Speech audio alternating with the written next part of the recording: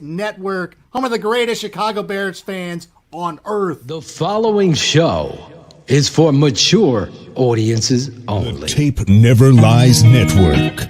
The tape never lies. Tape never lies. Starts now. You know what? It was an overthrow by Mitch. Yeah. I mean, Injured Bear on the field is Akeem Hicks. Cousins loses the football.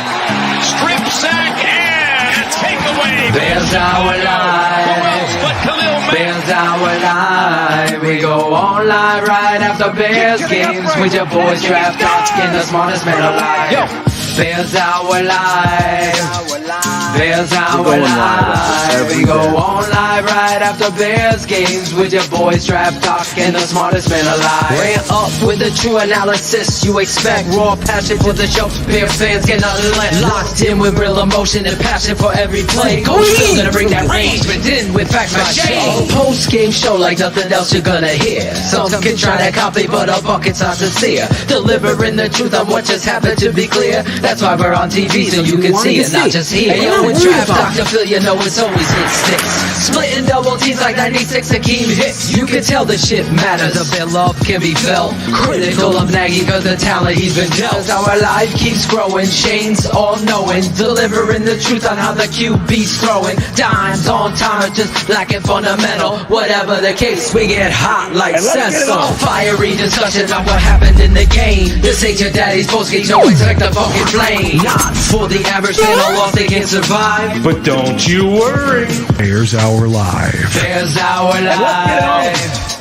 Bears our life. We go on live right after Bears games with their boys draft talking the smartest man alive. the Red Legend, Bears our life. Dr. Phil Bears our life. We go on live right after Bears games with your boys draft talking the smartest man alive. Bears our life. Bears our life. Bears our life. We go on live right after The Tape Never Lies Network.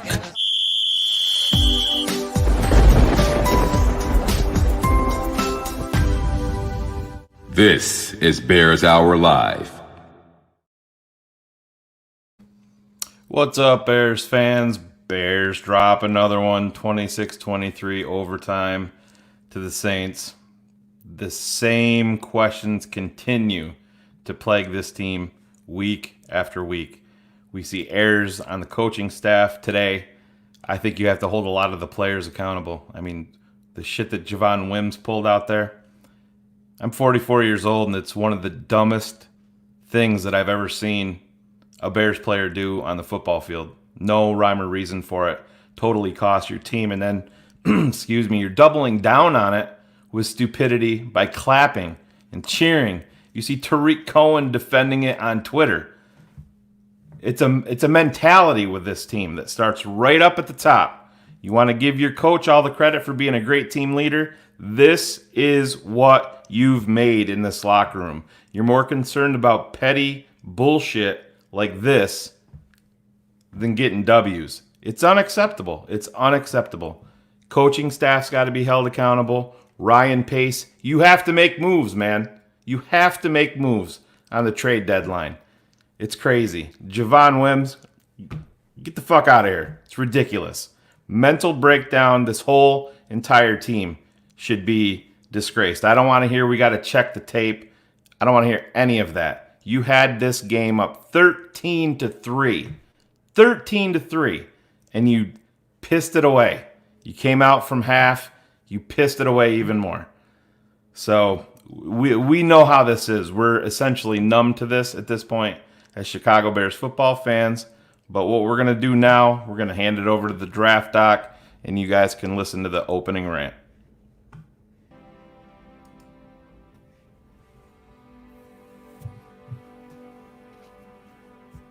Turn it up a little, Claw, because I really can't hear. I feel like Nagy with Foles. He can't hear the plays coming in. It's almost like you have to get into a mental state to prepare yourself to what kind of potluck play calling coaching you're going to receive every time you watch this team play. I keep saying the team is a reflection of the head coach over and over and over again. We hear, see, hear, read.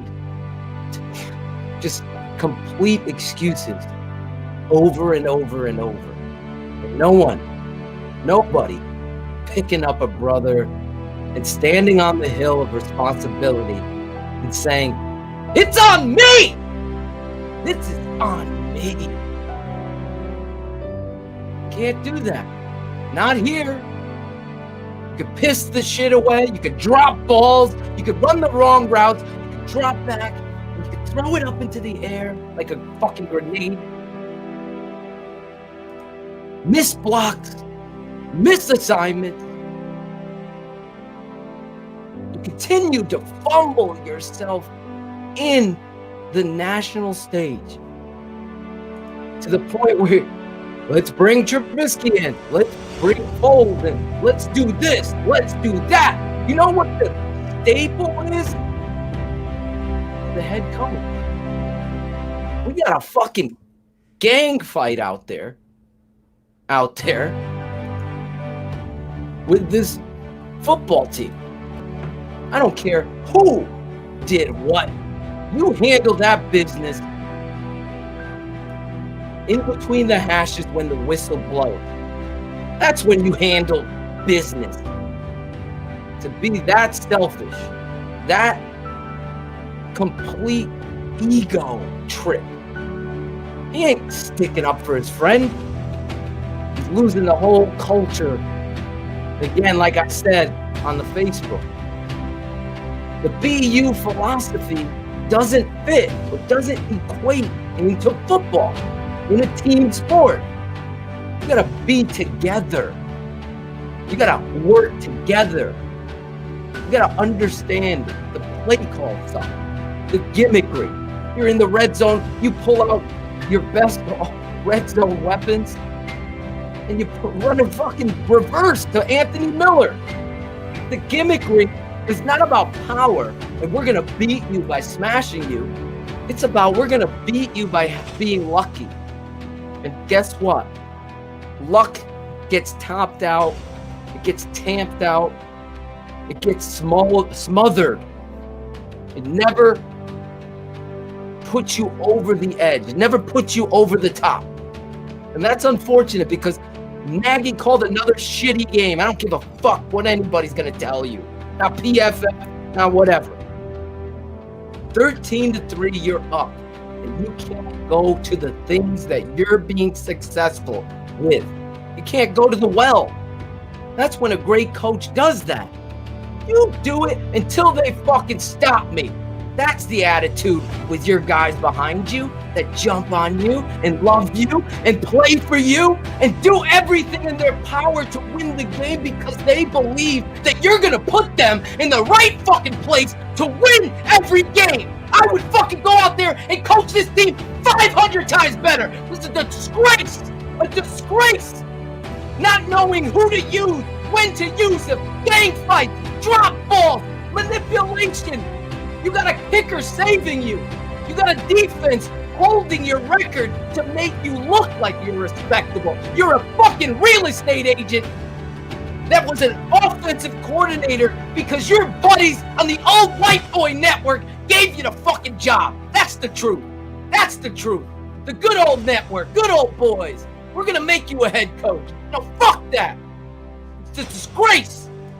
You had an opportunity to win, and you pissed it away. This is the worst showcase. I don't care. It was a close game. That's what they're gonna say. For me, close is never good enough. It never wins. It's like calling Leno average. It's not what you succeed with. You succeed with passion, pride, integrity, and class. Everything that showcased the opposite out there. Your coach, your team became you. And it was ugly. And you know what? You still had an opportunity to win that game. And you couldn't figure it out. Dropping the ball, Miller and Graham. Are you kidding me? Dropping the ball. And that, Shane, is my rant. Jesus. I don't know how to take this guy. I get so fucking fired up, Shane. I don't know if you noticed. Yeah, well, stay fired up and address Vanessa right here. We're crying for what? Because he's sticking up for being poked in the head. Vanessa, let me tell you this right fucking now. You handle that business in the play. In the play. You don't take selfish approach and go out there, punch someone in the fucking face when they're not expecting it and think you're a big tough guy. You want a street fight? Stand head up and go blow for blow on the next play. Block him to the fucking sideline and say, we're going to fucking score and beat you. You're going to go out there and fucking blindside someone, think that's fucking tough? That's the pussification of America right there. That's what that is. That's what this whole fucking thing is. He should be cut. He should be cut from this team. Suspended for weeks. I don't even want to see him on the field. This is going to be a showcase of who this coach is right on this decision. I'll tell you right now, Vanessa, I'm not mad at you. You don't know. I know the game of football. I know the locker room.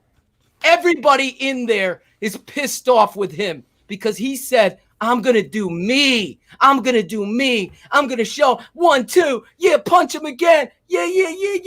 What? Come on. How could anybody stand up for that? No one can. Yeah, and Phil, here's the thing. To double down on that, you saw Javon Wims go out there and clap, like you said, and then instantly this pops up on Twitter after the play. Juice is on it. I don't give a fuck. Yeah, no. They're wrong. It just shows. That's the mentality of some of the... This goes back all the way to last year when they're doing this shit to Tariq Cohen. And if you go back and rewatch that game when Tariq Cohen got disrespected by them doing that to him, he finally fucking ran hard the next down. But it wasn't the time. I understand you wanting to defend your honor and shit like that. Wasn't the fucking time or the place. And then you doubled down on it for ridiculousness. You do crazy. That's totally the Nagy thing. That's totally the Nagy thing. I don't give a shit who tries to fucking stand up for that. Every one of those players on the roster were hindered because of that one guy taking that into his hands and making it about him and not about the team. And then to celebrate, like Cherie is saying afterwards, are you kidding me? You just cost your team. You embarrassed yourself, your family, everything. You're getting thrown out of the game because you took it upon yourself to think that your little fucking blindside punch to a fucking helmet, guess what? Doesn't hurt. Doesn't hurt. You look like the fool. You look like the fool. I can't wait to see how Nagy handles this. I guess my dad is texting. He wants to come on. Do you want to bring him on? Absolutely. I'm going to get him going and bring him on quick before the coach comes. But Shane, like, I don't mean to get upset at Vanessa because I'm not upset with you, Vanessa. But no, it's nothing. None of it's personal. That's why I think I didn't see who it was. Somebody in there said that this didn't lose the game.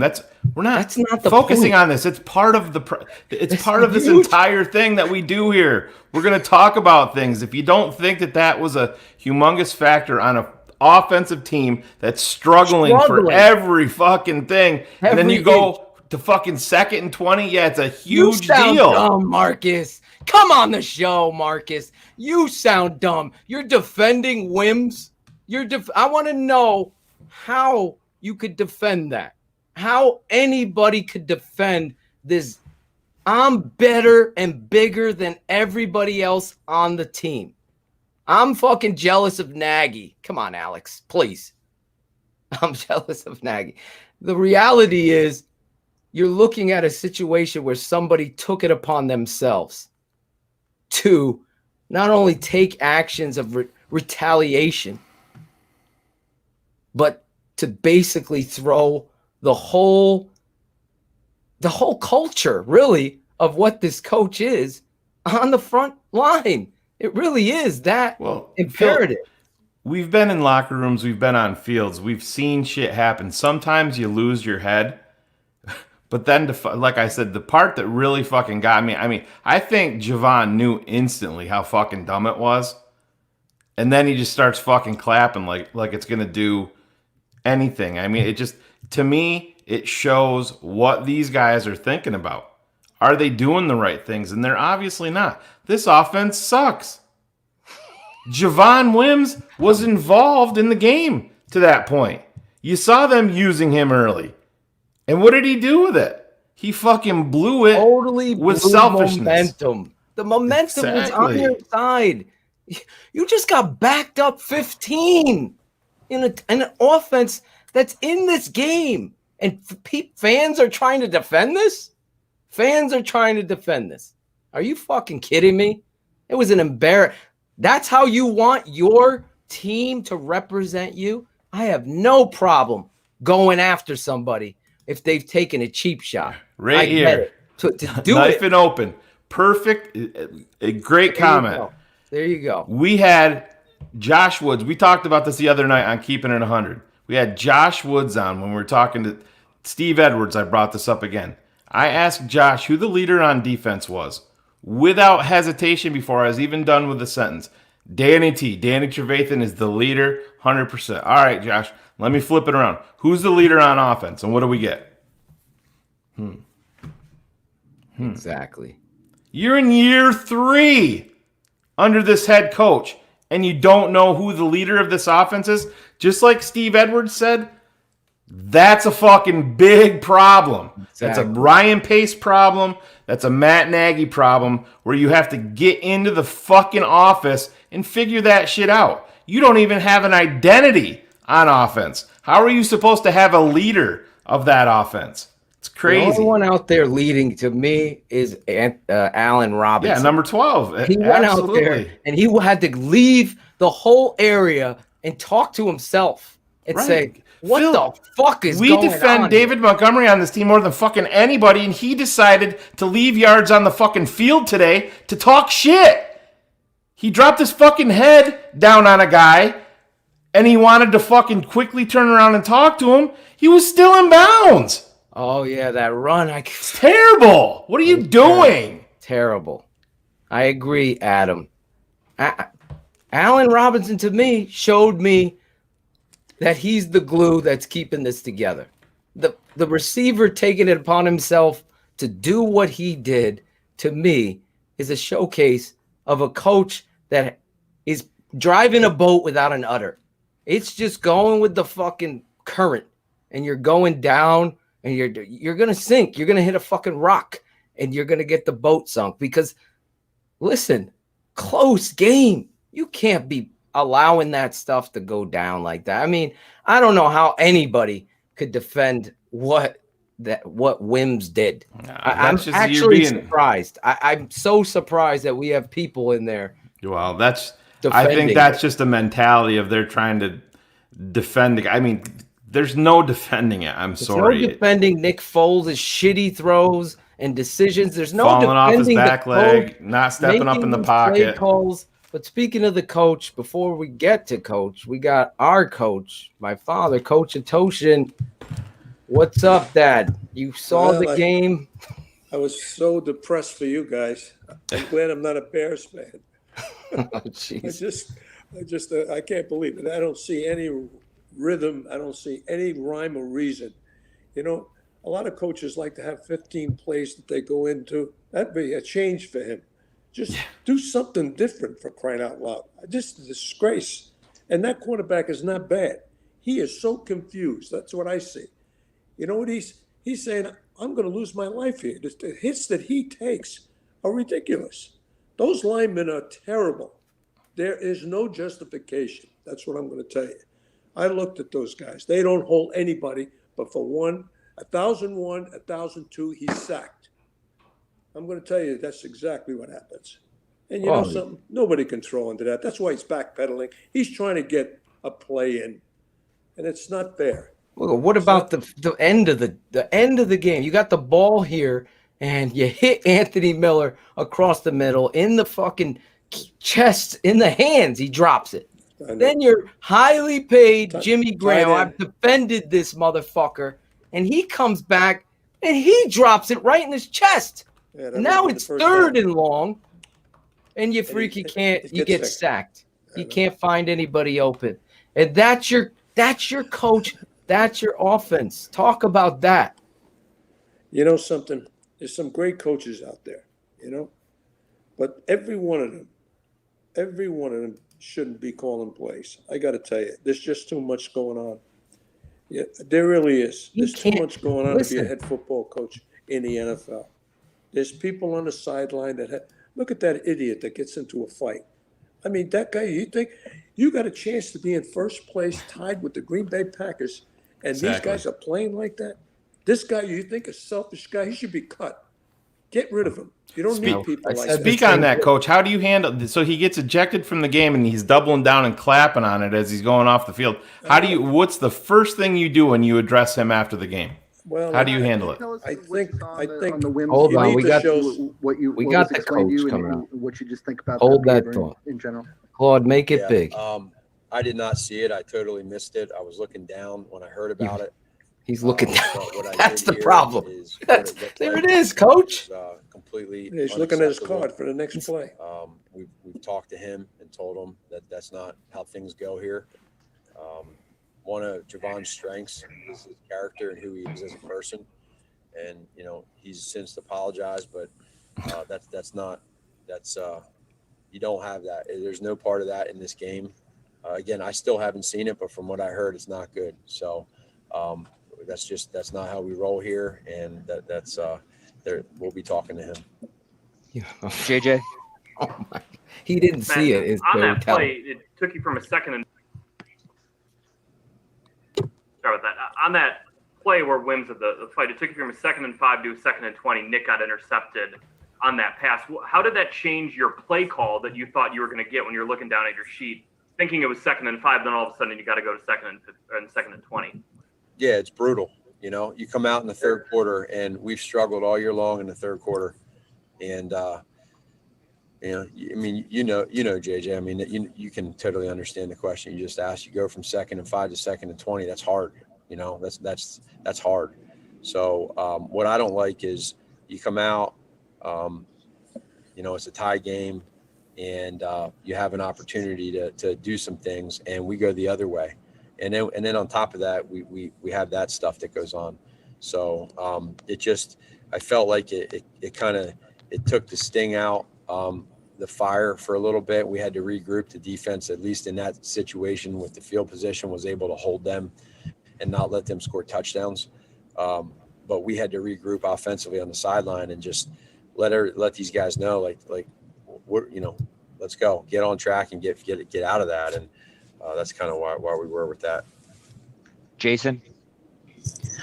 Matt, how long have you been thinking about or working on that kind of role for Mitch? And is that something you could expand in your offense going forward? How was that even? Yeah, important? We could. Mitch, a lot of credit to Mitch. He's done a really good job at in his role that he's in right now. And it's a weapon for us to be able to use his legs and then obviously be able to throw the ball as well. So that's something that we're looking at, and every game could be a little bit different, but it's something that teams have to prepare for. Adam Hogue.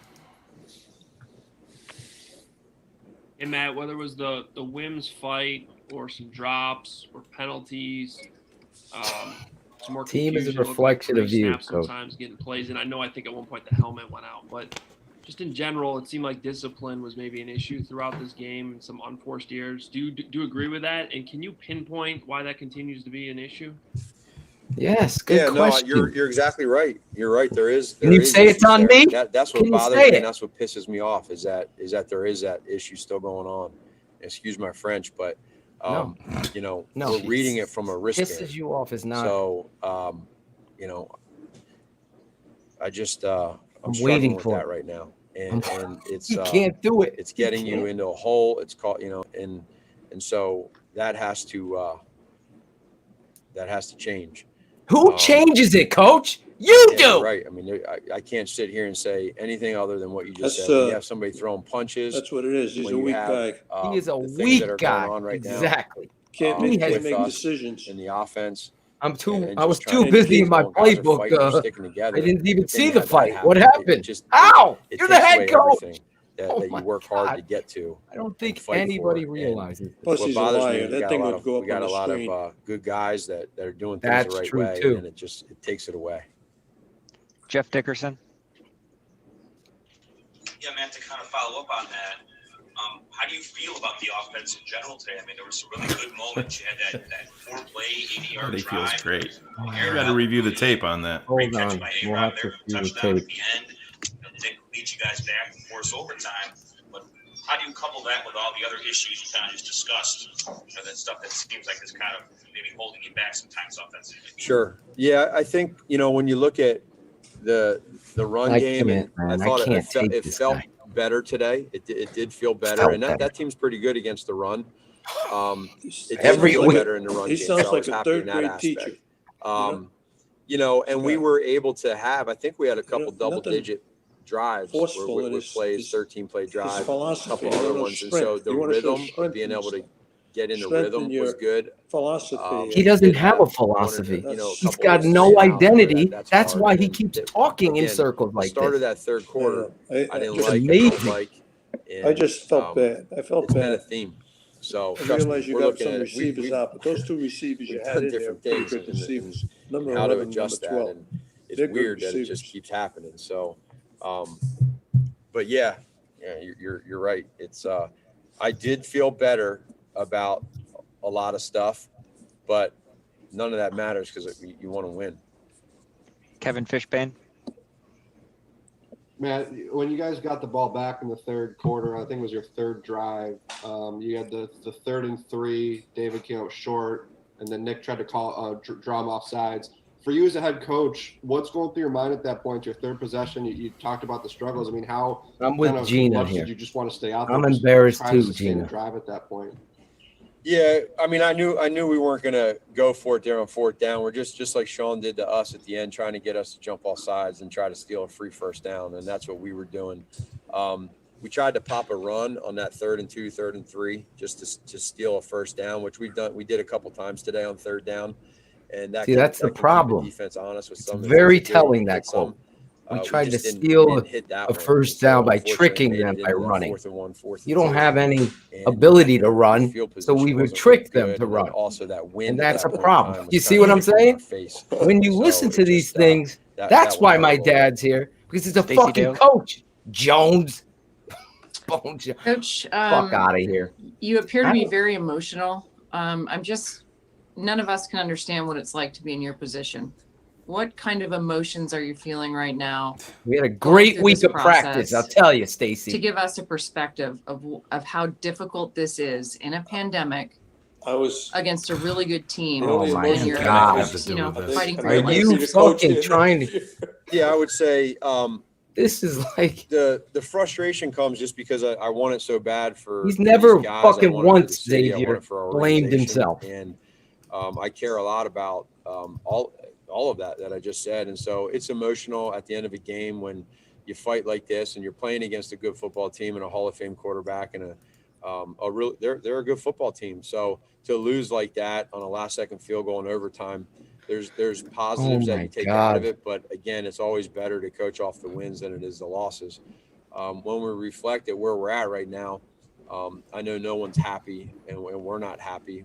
But what we got to do is fortunately for us, any way you look at it, Stacey Dale gave him a parachute. These 5 games early on, Really and tough so to prepare now in we got to COVID. figure out, okay, are we going to start going against each other? Or are we Everybody's in the together same boat. and fight through this thing? Exactly. And, We're all in the I same know what boat. we'll do. It's just it takes time, and then anytime you lose 2 games in a row, that part hurts too. We don't want that. We don't like that, but we got to rely on the leaders right now in times like this. This is time, I said in that my you opinion, should have when a the Ariel, leaders of go your team, fuck they step yourself. up How and they about say, that? all right, enough's enough. Go It's good. away. And Go that's where watch we're You at know right why now. I said that about having an offensive coordinator? Pat Finley.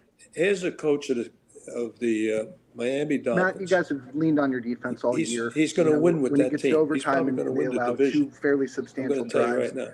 He's What not do you make calling of their plays. performance? He got somebody calling plays. And the But ability he's to get got home or the inability he's to get got home that at fist degrees on the when rushing program. the passer.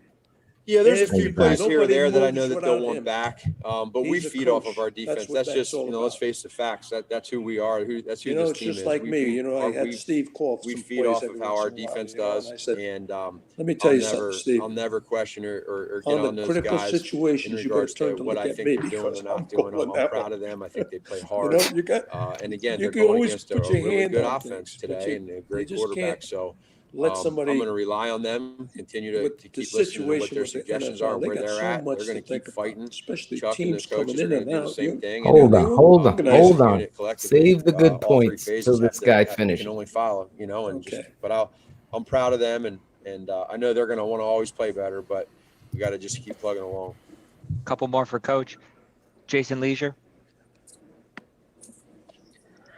Matt, offensively, I look at this and it seems like one of your better games. It seems like progress possibly. Is your frustration the fact that you see those flashes and there's a disparity between what the offense Progress. could be and what it consistently is? Who is Yeah, this? I think you're Asking right. that question. That's what it is, and it's hard. It's These hard guys for are me, so afraid to of try the to figure Bears that thing media, out. It's hard because the we're all Bears trying, staff, Shane. and you know we talked Seemed about like you just really cutting it were loose and just improving there. having fun and not playing tight and doing that. And there was a lot of times in that game I felt where we were doing that.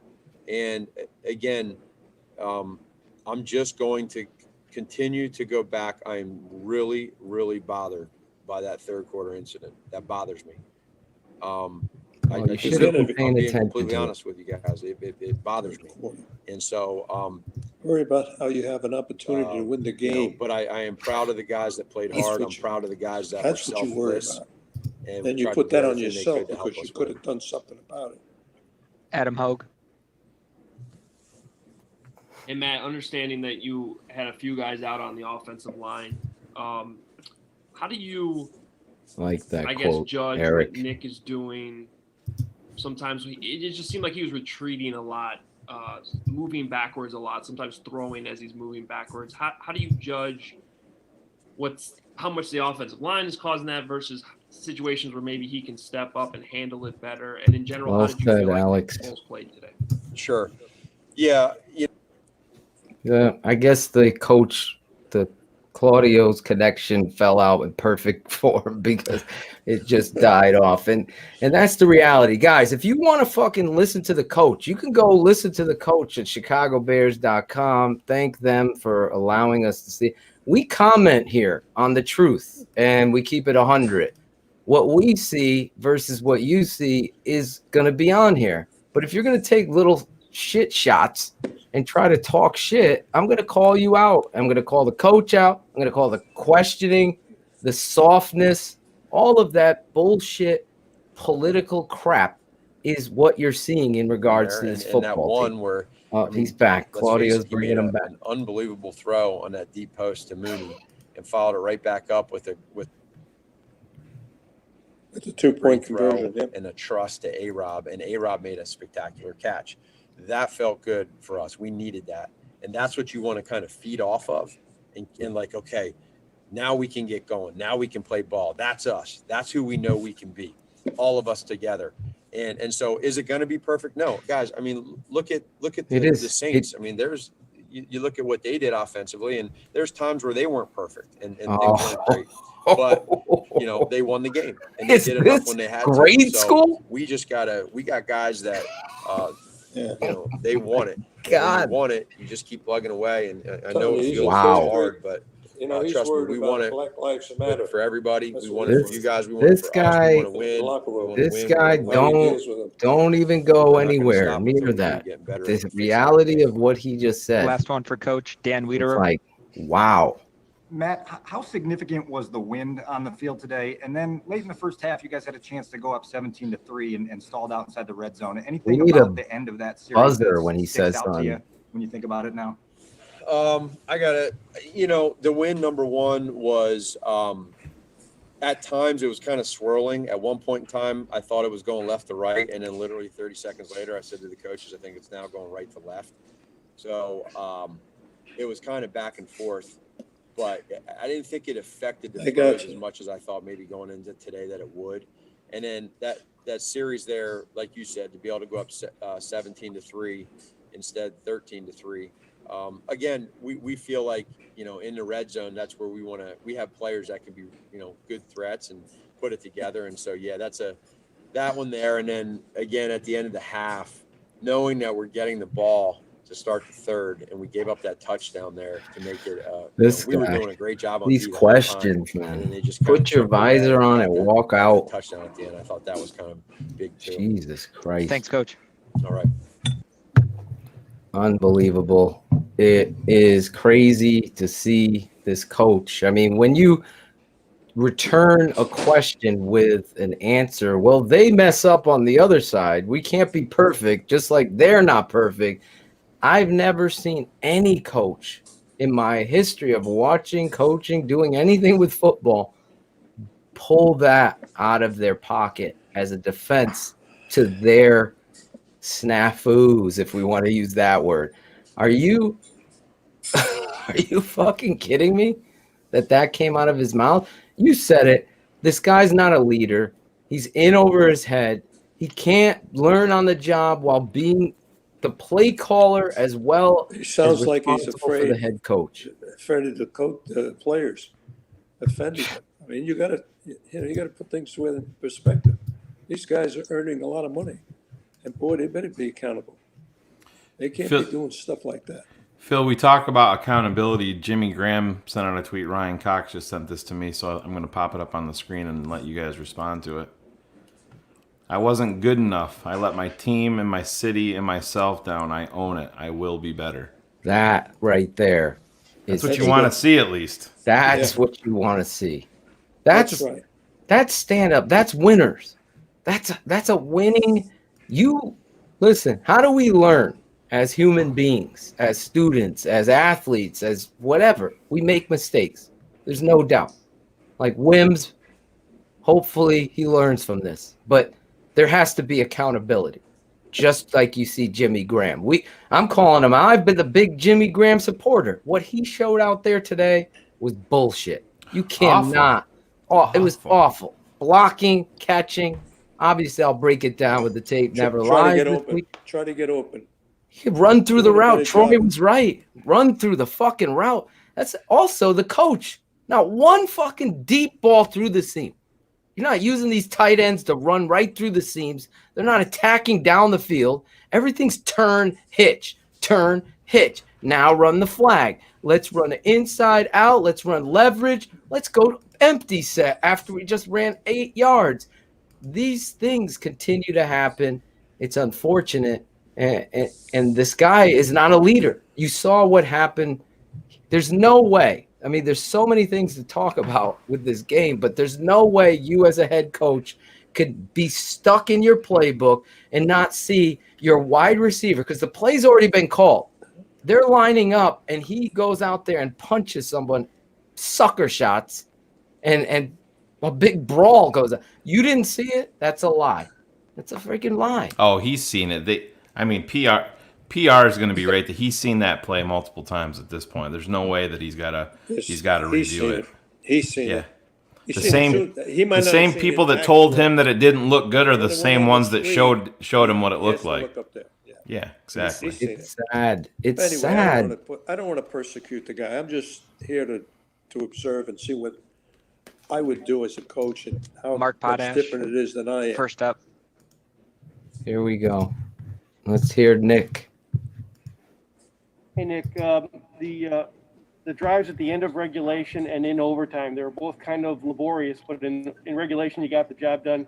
In overtime, you did not. What was the difference? Was there anything defensively they did? And also on that third down play in overtime on the sack before the punt, was there anything you could have done, in maneuvering the pocket that turns that into a big play, or was that just going to be a sack? I think the big thing is just we were able to execute at the end of regulation and give ourselves the opportunity to push the game into overtime. Our special teams did a great job. Howard did a great job. And then the third down you're specifically talking about, I was moving around, moving in the pocket, looking downfield because there's, I don't know the exact distance off the top of my head, but it was a little longer. So you're trying to look for a big play right then and there. Nothing there. So just try to be smart at that point. And not throw the ball in harm's way for field position purpose, and just get down. But my eyes were looking, trying to find someone open downfield. They did a nice job covering that. Thank you. Adam Hogue. Hey, Nick, in talking to Matt, he seemed understandably bothered by some of the pre-snap confusion and some of those issues. It looked like your helmet went out at some point. But he also mentioned how you're looking at the wristband. I don't know if he meant that as like maybe the issue shouldn't be happening, but I guess why do you feel like those issues are still popping up, and what can be done to fix them? Yeah, I mean, it's just we just have to communicate better, and that's something that we'll have to talk about as we go forward.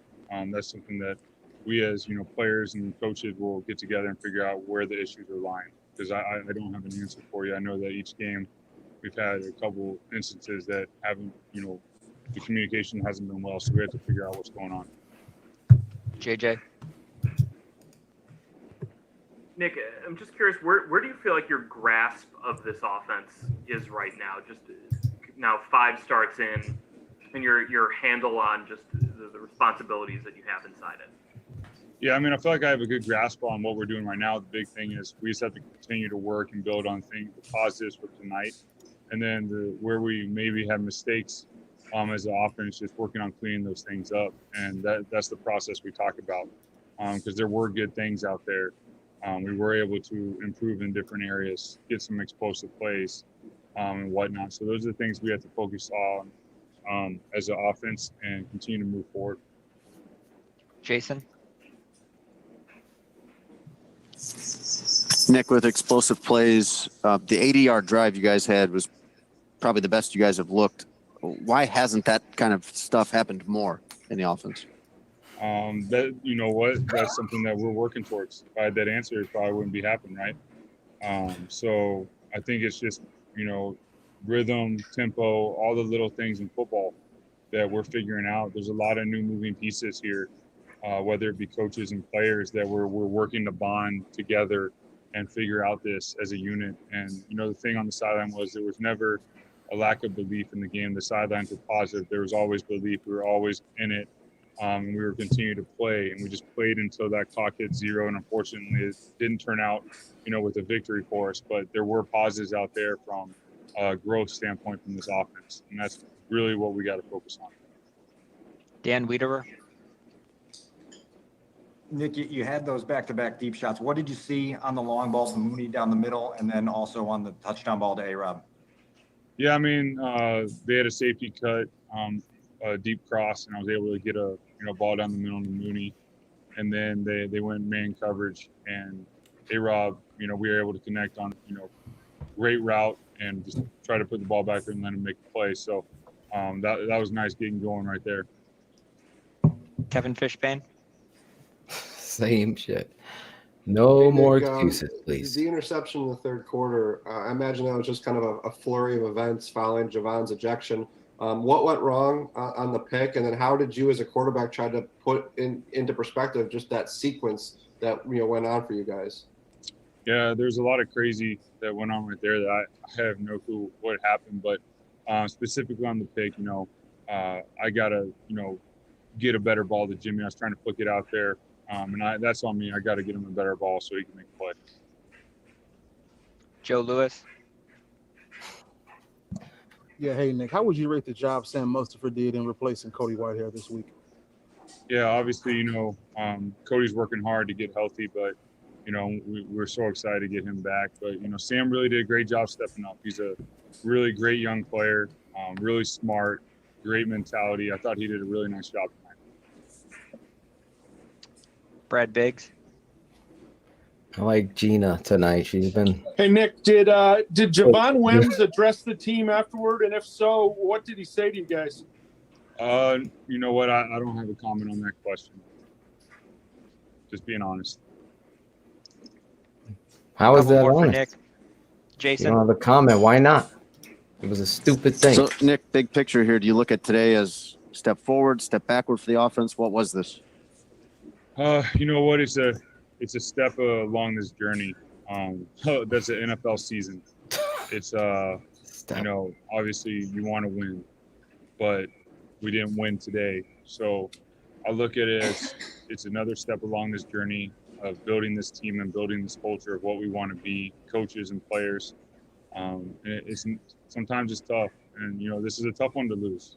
But at the end of the day, I believe the people in this organization are going to approach this the right way, in a positive way, and move forward. Because there were good things tonight, and we were very close. Yes, we lost, and that is unfortunate. But I think the only way to be in this situation is positive and learn and be there and believe. Because when you do those things, amazing things happen. And you look back at moments like this where we lost some tough ones, you say, you know what? Imagine if Javon actually tweeted something like Jimmy did. Imagine. That's how I'm looking at it, is believing that we're building something. We've done some good things this year. We haven't made it easy for ourselves. This kid is a classy I do kid. believe this He is a is, really he great is. locker room and a He's special a locker classy room. kid. He's being loyal to his We're head bonding coach. He's and we're being loyal going, to and his you can do something with fellow that. So I'm players. excited what the future holds for this team. And he's doing exactly what he Dan? needs to do. And Nick, it's not late in his the first fault. half, I mean, let me Yeah, tell you well, something. hold on. And stalled out a little bit in the red zone. Do you remember the final parts of that sequence and how frustrating was it to not be able to punch that in at the end of the half there to really put your grasp on the game? So you're sorry, it sort of blanked out for a little bit. You're talking about the end of the half, putting it in. Yeah, you guys had the chance to go up 17-3. We're down there in the red zone and then kind of just stalled out there. Just wondered your thoughts on that sequence. Yeah.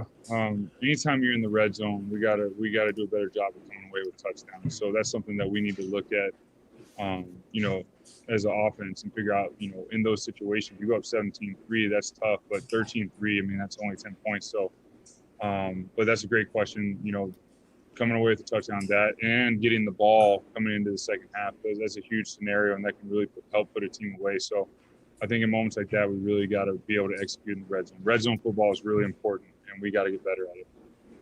Last one, Adam Hogue. Here we go. Last Hey, question. Nick, my fault. I should have asked a more direct question earlier, but did your headset go out at one point? Is that what led to some of those issues? And Everybody you knows had that the it did. wristband. How does that help? Why do you use it? Why I guess, this what's its question? purpose? Yeah, my headset did go out randomly, so I had to actually switch my helmet at one point, but I wasn't getting calls for a couple plays, so I was having to run over the sideline just to hear That's what we want. Play You was. run them. We were able to put it together. I'd rather him Wristbands call the basically plays. for unique plays that maybe there's different tags that Just don't get why that little stories needed. of themselves. Everybody fucking where it's just knew easier that to his have it on the headset went wristband out. to make sure Even that, fucking Joe Buck I knew. like it because it allows me more time at the line of scrimmage to see things instead of waiting. So there's a purpose for it. I believe in the wristband. I get you have an I've opinion done of it him. for a lot of my career. And the communication thing, great teams communicate well, and that's something that we're working towards. Once again, there's a lot of new pieces here that we're in the fire right now. We're going through it, and we're going to keep getting better. We're going to continue to lean on each other and believe in one another. That is what we're going to do. All right. Thanks, Nick. Thanks, Nick. The reality is, I don't care how classy he is. At some point, someone's got to stand at the podium and take some ownership. The drop balls, Nick's in there taking shots, but at the end of the day, execution isn't there. The run game, when to run, when to pass, is still confused. There's no identity to this offense. The head coach is showing you that he is not the head coach. And really, ultimately, your defense is keeping you in the ball games. If Roquan Smith catches that ball, he takes it to the house, everybody's talking a different story. But the reality is, on this show, on this network, we'd still be hammering away at this fucking coach and the players and the laziness and the reality of it. Now, there's things that happened in this game. Massey goes down. He gets hurt. You see the other kid come in there. Yeah, he made some errors. He gets beat badly by a lot of people get beat badly by that pass rusher. No excuse, but he really played to the whistle and with an aggressiveness, number 78. That's the big thing right there, Phil. And you and I were exchanging some texts in game. The aggressiveness was the difference for me. Exactly. Completely. And that's like we've talked about that being a mentality on the offensive line.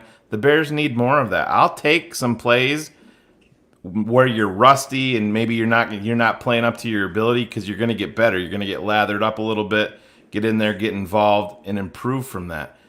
If you're not an aggressive guy on the offensive line, you're going to be the two offensive tackles that we've trotted out there year after year after year in Leno and Massey. They're not aggressive guys at all. And when you're struggling, you need guys in there making a play like Spriggs played and throwing people down.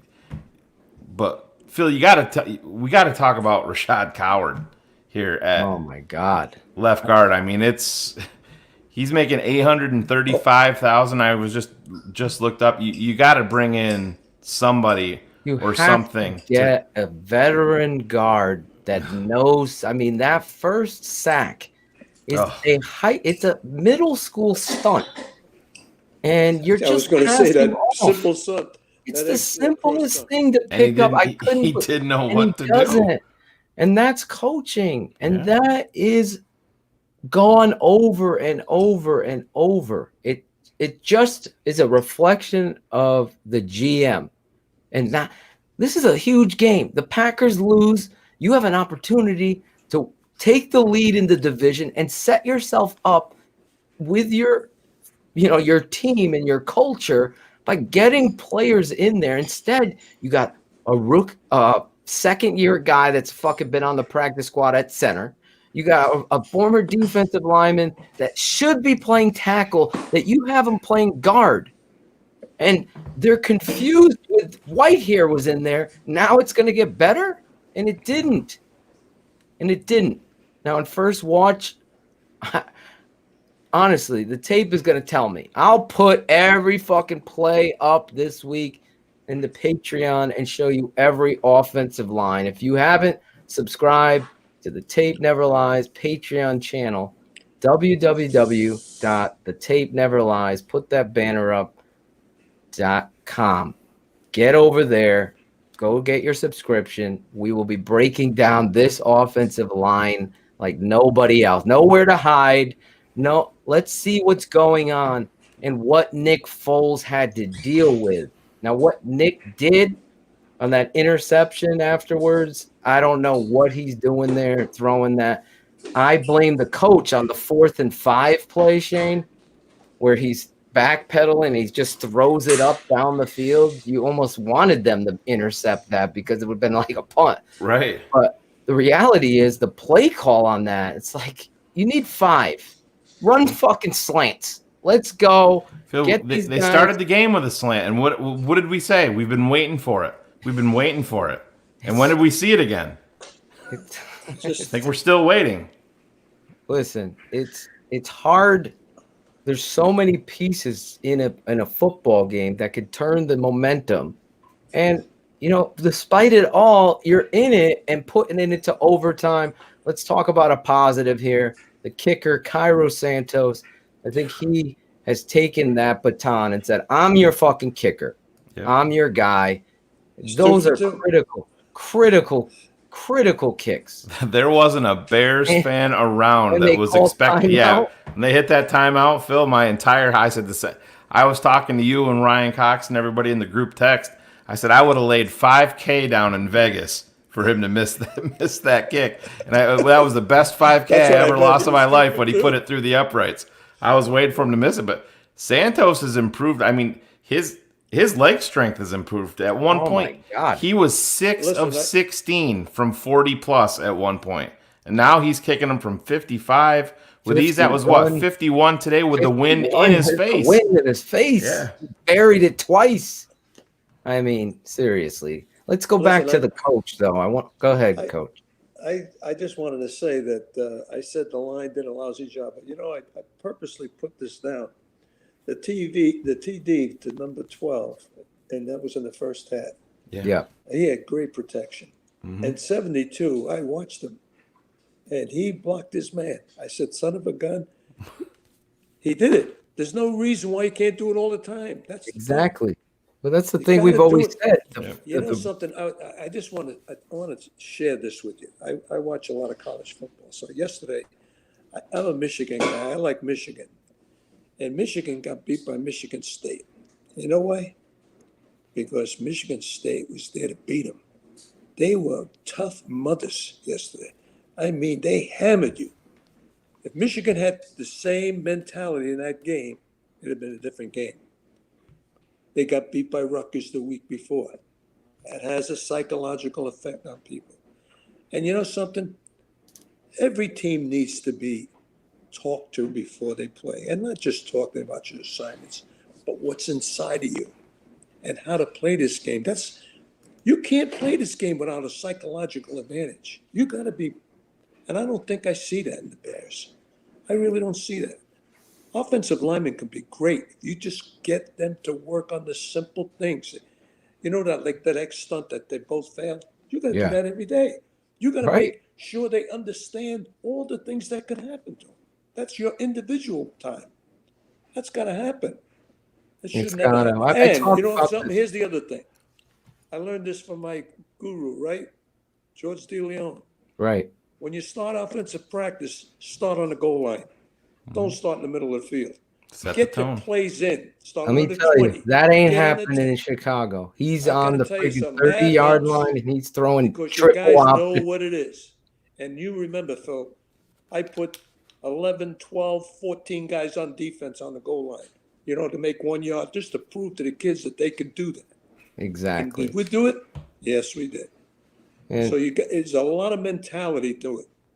You know, it's like anything else. But a coach can have that inspiration, not just your assistants, but the head coach. You're right. It's got to come from his heart. Well, here's the can't be just question. X's and Here's the O's. question from the chat room to you. If you're the GM of this team, the Chicago Bears, would you fire this coach? Is he your coach? I'm getting my battery's going weak already. Don't worry. We're gonna let you go after this, coach, because we got. Repeat the question. If you were the GM of the Chicago Bears, would you fire this coach and get somebody else in here? I don't think so. I think he's got a contract. I think when you fire people in the middle of the season, it's not a good thing. He's got 4 wins under their belt. They were just 5 wins. vying 5 wins. 5 wins. Yeah. At 5 wins, this could have been 6. Is that what you're saying? No. 6. They could have been 6-2 today. Okay. So I don't think you can fire him. I really don't. You got to sit down and talk to him and say, you know, this is a lot of pressure on me too. You know that? You got to be honest with people. You got to be upfront. What would you did you tell him? Listen, you got to get rid of the play calling, and you got to give that to your offensive coordinator. And I need you to focus on the team because clearly they're out of control. You can't let the prisoners run the asylum. I think that's a good idea. I think every coach needs to have an assistant that's doing it. You have a clear mind so you see the game and you can really interject things. But when you're calling plays, you can't do that. You got to get it in fast. You're looking at your sheet. You don't even know how the guys are feeling. They don't know. You don't know if they're tired. You don't know anything about it because you're looking at that play sheet. And I think that's where you need to get somebody else to call it because you have to feel the team. I mean, if you're the head coach of this football team, obviously you were interviewed a number of times. You get it. Somebody recommends you, but you got to make sure that's the guy. So you made a decision. You think this is the right guy. Well, let him be the right guy without this play calling. I agree with you, Phil. All right. At that level. Jane has another question. Yeah, did it stick out to you guys at all after the Wims punch and he got ejected? You saw the offense huddle up on the sideline, and it was with Bill Lazor. That's my next point. It wasn't the head coach. Was it Lazor or was it DiFilippo? No, it was Lazor. Was it Lazor? Yeah, it looked like the note. I'm pretty positive it was Lazor. Guess who's addressing the team after that? It was the quarterback coach or the offensive coordinator. Yeah, that was my note right here. You wrote a note. And I said to myself, this guy has no pulse. Somebody in the chat. He has no pulse on this team. Well, I hope because you know what? I turn to my whole team and tell them to get the fuck on the bench and sit down. I call a timeout there on that 4th down play against the Saints, and I get my defense ready and prepared that we could win the game here if we stop these motherfuckers. But they don't. He doesn't think in the terms that he's the head coach. His mentality was, I'm the play caller. I'm missing everything. Where's my Greek diner menu? Hold on. Here it is. Hold on. We're gonna run the wing tee. What are we doing? We're first and goal. We're running Montgomery out and Jimmy Graham, who's granted, he had a shitty game. He took ownership, but he's a great red zone weapon. That's his best attribute, right? Well, we take him out and we put in Anthony Miller. We put in Cordarrelle Patterson, and we run a fucking fake toss jet sweep reverse to Anthony Miller. That's a wasted down. That's a down where you're not attacking that end zone. That's points in a game that came into overtime. Those points, instead of kicking or field goal, you're winning the game. That's what this is. That's what's coaching. That's those missed opportunities. And really, Coach, before we let you go, I appreciate you coming on tonight. Do you have a final thought? Final thought? Yeah, final Well, thought. my final thought is this. Go They're ahead. still I'm in going the- to they're still isolate in- them. Go ahead. They're still in the thick of this. That's why you can't fire the guy, because you could still win the division. You really can. You got the Packers. You have to play them twice, or have you played them once already? No, it's still We happened haven't twice. played them yet. Okay, so you got to play them twice. So you got to figure you got a good enough team. Your quarterback's good. You have some good receivers. You really have to work on that offensive line, though. See, that the offensive quarterback has got to sit in the pocket and not be afraid of getting hit like that. He's got to set up quick passes, quick throws, no indecision, get it out of his hand. And then he can play action pass and have the longer throw. But he's got a 5-step drop. He got to release the ball. And those guys have got to be excellent at running patterns. Yes. And that's they got to work intensely on that. So the guy's thrown to a spot and he knows the guy can grab it. I think they could Final win. thought. I loved it. I really appreciate you jumping on with us tonight. You're gonna be doing a lot of stuff with me on the Patreon side. We're gonna be breaking down the video and looking at these things, whether it be defensive back, whether it be offensive line, defensive line, linebackers. Going to take 4 plays critical in every game and go over it with me and you and get that over there. So that'll be coming this week, or we start it next week. I don't know if I could stomach this. It's been so hard cutting all this tape. I don't know how many plays. Can we get a number from the chat? How many offensive plays were run today? I need that number. I don't know, but you know one thing that stuck out with me? Alvin Kamara has 55 receptions on the season already. 55. And they couldn't figure out. I said this at halftime. They got nobody at receiver. They got nobody. They got a tight end in 87. I'm talking about the Saints. That he's a good football player. And you go and you take your fucking best defensive back and you put him on 41 and you say, I'm with you all motherfucking day, bro. I am going to, if it's Eddie Jackson, if it's Kyle Fuller, that's what you do. And unfortunately, Pagano, he didn't do that. He's going in zone on 4th and fucking 11. We're in zone giving a fucking curl route wide open. No, blitz this guy. Tighten up. Oh, number 10 couldn't beat you on the worst day, but he did today, getting that first down and moving the chain. That gets you to the toss play, which sets up the field goal, and you lose because of coaching and personnel matchups. Anyway, Dad, I love you.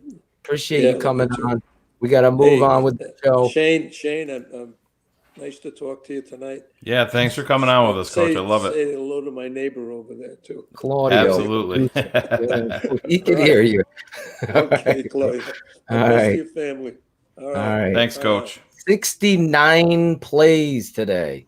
69. Thank you, Octane. Holy shit. Thank you. 69 plays. That's an omen for the fucking Bears. Holy cow. It really is tough. It's tough to swallow. Listen, I challenge everybody. If you take offense to it, there's plenty of other shows you can go to watch. People get offended by that. Shane and I I keep it 100. That's what we do here. That's why this network stands up for the tape. We're not going to go on a PFF score. I said I would address this. Let me address PFF real quick, Shane, before we go to our first segment. This is how PFF grades. They hire all these kids out of college and they test them on their football acumen. If they don't know enough, they teach them, and they give 22 people, 22 kids per game. They hire and pay all these kids, and they say, this is your assignment. You are going to track number, we'll say Rashad Coward, 69 is your assignment. So that person is getting paid to watch the game and track number 69. Another person's getting paid to watch the game and track the formations. Another person's tracking stats like how many third downs do they have? How many of this do they? That's what they're doing. They don't know assignments. They don't know football. Did 69 win here? Did he step with the right foot, or did he gets a negative grade? He gets a positive grade. And that's why I get so fired up with these blog boys writing narratives about players based on their fucking PFF score. PFF doesn't watch the tape. I'll bring any of them on. Anybody. I'll bring any of you and anybody on. We'll talk in reality. But that's why I get so focused. Don't fall for that bullshit narrative. Thank you, Dom Cagney. It's foolishness. I addressed it. I will bring anybody on. I'm talking, Shane. Are you okay with that on our network? You know me, man. I'm bringing you back over here. Let's get you back in. I addressed it. I will bring any of these. It's one thing we've always done here, Phil. We started when we started doing this 5-6 years ago. We tackled everything that was uncomfortable right from Jump Street. Exactly. We've dealt with people when we were at a former network. We dealt with things up front. We moved here. We dealt with things up front. Every time. Face to face, that's the way that we do it. Doesn't, we've had people come to us since we went to Patreon and think that we're going to, I'm not saying that we're not going to treat you guys well. We obviously, and we're super grateful, but we've had people come to Phil and I that want their feet kissed because of that situation and think that we're going to not be who we are because of that. And that's never going to happen. It's never gonna happen. We've addressed the same thing on here. If you don't like what we do, then there's lots of other places for you guys to follow. Guys, it's that simple. Really that simple. I've never, ever begged for a follow or a like. I will confront hate and trolls and bullshit, even if they're doing it on somebody that I feel like doesn't deserve it. I can't help myself. I have to stand up for the truth. Of course we make mistakes. Of course we've done stupid shit. I'm not being a hypocrite. I'm telling you the fucking truth. I've owned everything right in the fucking face of the mirror and on the show live. I've never hidden from it. I put my name and attach it to everything. I bring my father on here with these motherfucking trolls that don't know football and taking shots at that. I will confront a racist piece of shit. I got no fucking time for racist bullshit on any level. I don't. And I confront it. I stand for one fucking truth. That's mine. And if you don't like it, you don't have to watch the coaches' pressers with us. Go watch it on thebears.com. You won't get my comment. But the reality is, my rant is mine. I don't have any fucking... Did I write it, Shane? It goes off the top of my head. I don't even know what the fuck I'm going to say beforehand. Just, it goes. How I would address my team. How would I address and coach this? If you want real Bears talk, thank you. Word truth. You come here. You want real analysis? You come here. You want real questions and real hard answers about this fucking great game? You come here. And there's no doubt how much we love this fucking team. Nothing. And if you want to come on, you have the opportunity to come on. Reach out to Claudio. We're going to go to that right now. Our next segment, every week, except last week, we bring on, because we had Sandlin, and he didn't say shit. He's got to step up more next time he comes on the show. He's going to blame me because I didn't stop talking. But that's part of the show. You got to get your fucking face in there, like Roquan Smith, who, by the way, balled out. Gotta get that pick though, Bo. Oh my god! That's why they drafted him in the top 10. And I know. Yeah. Oh my own. I'm the like, the Eddie Jackson one was. I think that was a little harder. Oh yeah, the Eddie Jackson one, but I thought Roquan. I thought he was gonna walk it off there. I did. I saw him break on that. I'm like, yes, here we go. Oh, and that would have. He was a fucking beast down there. That's the kind of guy I want representing my team. Yeah. Those are the kind of guys you want. You know, they're going to take Mac away. I counted it. There's 3 plays that I counted. I was showing Claudio: tight end, back, and tackle. Tight end, back, and tackle. They're taking him away. Someone's got to win. Someone's got to win. And Breeze, to his credit, first of all, that Buster screen play, I just want to get that off my. That was come on. Yeah. That's a ref looking for something. And fucking Breeze is thrown in the fucking dirt. That should never have been called. We would never get that call. They did get the fucking Komet fumble correct. I thought we were going to get fucking hosed there. I'll give them credit. They fucking huddled up and they made the right, because he stopped this forward motion. And to our producer's credit, I got so fired. I go, the fucking game's over, because I thought the refs were going to fuck us. Claudio's like, they stopped this forward motion. But even on that, Phil, I go back to Mitch. We're gonna talk Mitch. Even on that play to Komet, I just go back to the play call in general. Yes. That right there is not Komet's game. Oh my God. That's not his game. Get him down the exactly. Why is this so fucking hard? You're at the 30-yard line. We saw one play to the tight end down the seam today, and it was there was DPI on it in the end zone. Yes. You finally saw it. This should be happening. Listen, here's when I do my hands like this. We got to get there's got to be some way I could draw on this screen. That would be so dope. But you go 2 tight ends, right? Yeah. And you run one through the post on the front side, and he's going to the post. It looks like the backside to those of you at home, but to me, this is my right side. And then the backside tight end comes up the seam and carries to the fade. So he's going to stay in the seam right on the hash, and he's running through the seam. Now the front tight end's doing that skinny post, so it's going in unison. Now these receivers outside can either go fades, they can go slants, and what that does is presses those safeties the fuck out of there and makes linebackers have to be good defenders of the ball in the air. And that's really where they struggle. So that's where, and it doesn't ever happen. Just get under center, action, 2 tight ends. You're not afraid to go gun, Shane.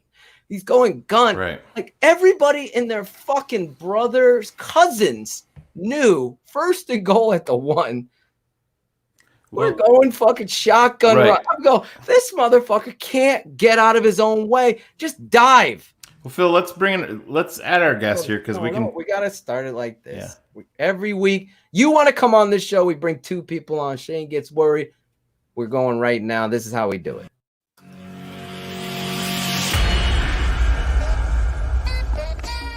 It's 100 Crew Hot Takes. Phil and Shane bringing on a fan to talk Bears and what just happened in the Bears game each and every week. You have to have hype. Phil's always telling me to hype. You can't be flat. So be ready, be prepared, and bring your passion. I had hype coming out of my ass. It's 100 Crew Hot Takes. Hashtag Spencer Strong. Those are big time fucking throws. Oh yeah, they're big time throws here on BHL. Bears Hour Live. Who's this guy? Johnny Necrone. Well, fellas, you got it right, Necrone. What's up? There you go. Necrone. I gave you an A. Like, hey. Yeah. Claudio's mad at me. All right. Patreon, you say you're fired up. Listen, it's crazy, man. My blood pressure, I can't, like, the close games are one thing, but this tonight, ridiculous. My best assumption of all this is you can sum Nagy up by that whole first quarter. So I saw what you put on Facebook, and I was screaming the same thing. Early fourth quarter, 4th down, why don't you punt? Pin them down to 1 yard line. Let the defense do what they do. Probably get a short field again. Instead, this idiot goes for it. I don't get it. Then when we're down there again, we're down there again. First and goal, what's he do? He takes out 32 and 80. And I know Jimmy's had some drops, whatever, but in the red zone, he is a playmaker. Montgomery, it's what he does. So takes them off the field. First play, he runs that stupid jet sweep, loss of 3 yards. Next play, called in late. We just had that conversation with Greasy and Foles last week. And the very next play, we get a flag, which lucky. And then he runs another handoff for -2 yards. There's no play action. He's got the worst personnel. And my biggest thing is with this line, where is Quentin Spain? Why is he a Bengal and not a Chicago Bear? I don't get it, man. It's a great question. Let's start with the one at the top. I was right there as a coach. I'm punting. I'm getting them down inside, making it harder. You've been backed up all game. You've given this guy short field after short. They're getting the ball at the 35, 40, 47, 44, 53. Then you're 30. You gave him the ball to 30, and you're in this game. Here, huge coaching moment, 4th and 5. You're going to go for it. And you see, they almost picked it and helped us out with a punt. But the reality was he should have fucking punted the ball. And if you're going to throw, you're throwing slants, something inside here to help your football team move the chains. I'm right there, John. Those are the things that the media should be asking. Why not punt there? That is instead we're talking about let me be more clear. Was the earpiece not working? Was COVID tough on you in this game? I mean, oh my fucking! You know what the worst part is? Jason Leisure waited all fucking game to talk about the fucking run play to Mitch. Like who cares? One play. Who cares? Because they want to make him into Taysom Hill. They want Mitch to be our Taysom Hill, and it's not the same thing. You can't do that. Taysom Hill is a fucking broken nose Italian fuck that's going in there, and he's like, I don't give a fuck. I'm gonna run this fucking, and he fucking puts his face in there and gets it. That's what he is. Mitch. Well, the problem with us is when we're going for it on those important, whatever it is, 3rd and short, 4th and short, we don't have a bread and butter play. Every team in the NFL should have 1 or 2 plays that work 98% of the time. We don't have that. We got no identity. If you can't do anything, that's what I said, John. I mean, it's like you have nothing that you have to go to.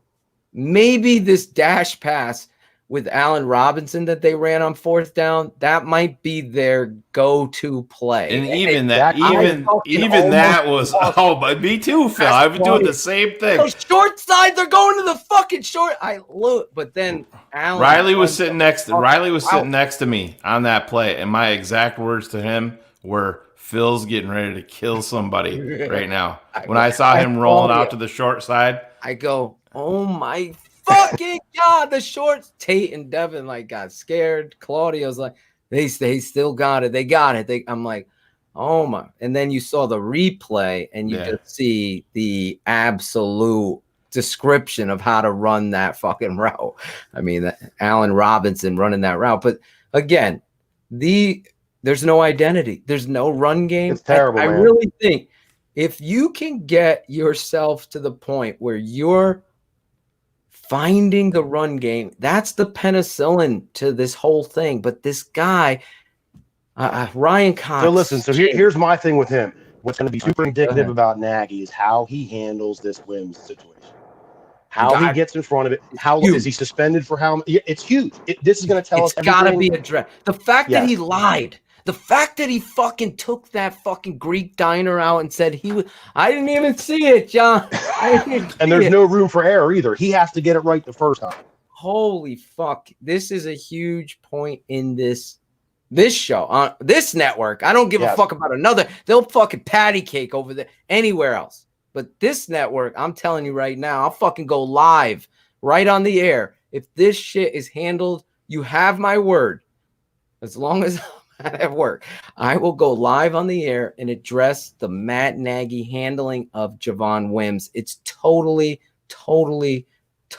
so imperative to the culture that is supposedly so good in this locker room. I don't see it.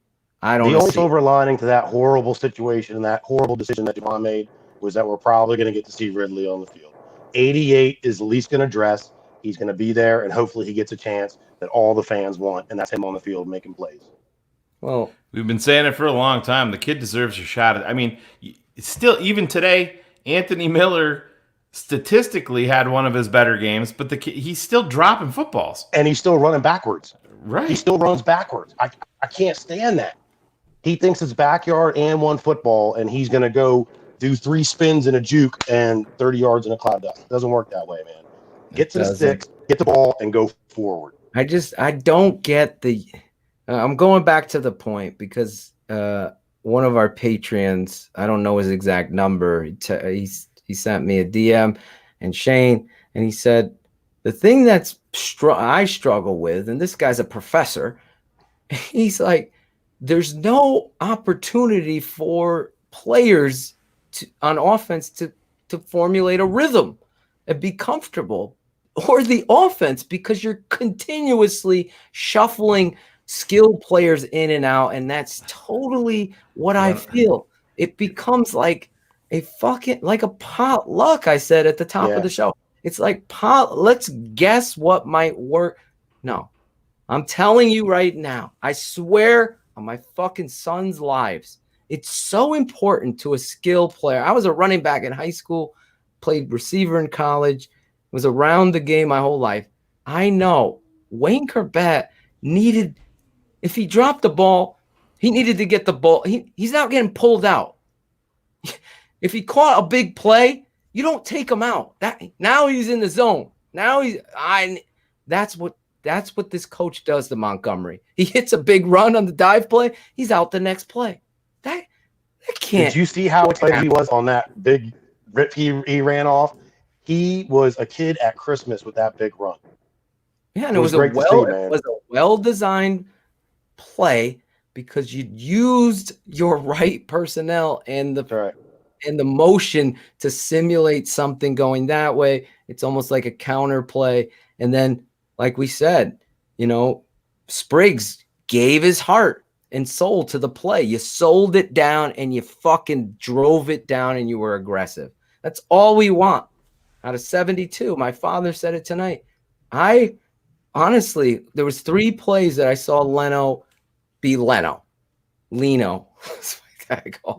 But it really is, let's see what I got to see the tape, but it's all about being aggressive at this point. If you know your assignments, if you coach them up and do it, like he said, 100 times, and that's where the CBA or the COVID or whatever excuse, there isn't an excuse. You're the head coach. These plays you're calling, you're putting them on islands. You need to go over it and over it and over it until they fucking get it right in their sleep. There's no rhythm out there. None. Shout out to Claudio when Massey got hurt. Claudio texted and said, "Why couldn't that be Leno?" Oh, jeez. We got Spriggs, but on the opposite side. Smoke weed every day. Smoke weed every day. We got to have some humor on this show, right? Gotta have it. It was a tough loss. I really appreciate you. You got a final thought? Is there anybody else, Claudio? I could see you. So anybody else? Listen, you want to get on and come on the show. Some of you have had issues with what we're saying. So if you want to come on, we'll bring you on to debate these issues right in front of everyone. Anybody could be a keyboard tough guy. You want to get on the show and talk the truth? That's where we'll bring you on. We'll bring you on. Can I get one final thought in, Phil? Absolutely. I'm keeping My final you on. thought is if Nagy doesn't do something different, whether that's relinquish the play calls, galvanize, he's going to lose this locker room quick. Because just like how Steve Edwards was saying back then, their locker room didn't really divide, but when the defense was carrying that offense, they were doing the sideways looks like, hey, guys, let's go. Pretty soon, this defense, there's too many alphas on that defense. They're going to start looking across that room, and that locker room will divide, and that'll be the worst thing for us. Look at this little pussy right here, Ariel Cologne. I've seen you all night running your mouth like you're somebody. Come on the show. Get the DM for DeVry. Does DeVry even have a school, or are they online? That's pretty creative. I've heard it many times. It's clowns like that. I'm not afraid to put your comment up there. I don't hide from anyone. I thought Mustafa, to be perfectly honest, I see Qua Illuminati. I thought on first glance the kid did the aggressiveness. He was hustling today. Played with hustle. You know what I'm saying? You got to be in charge. That center, get everybody huddled. Just get people going and be in the right place. Get the right protections call. Call out the mic. Help. I just see that. I get excited about a young. I can't wait to get to tape to see him. It's just going to be offensive line for me because really the reality of this game obviously is won and lost on the line. So the reality is that's where you get the best out of a football player is when you give them an opportunity and they take that baton and they really go after it. And I thought on first glance, obviously, without looking at the tape, Mustafa really performed well. And that was exciting. There was a play in there. I know they fucking had it. They had it set up right. They had it right. And Ifedi knew it. He was trying to pull and he trips.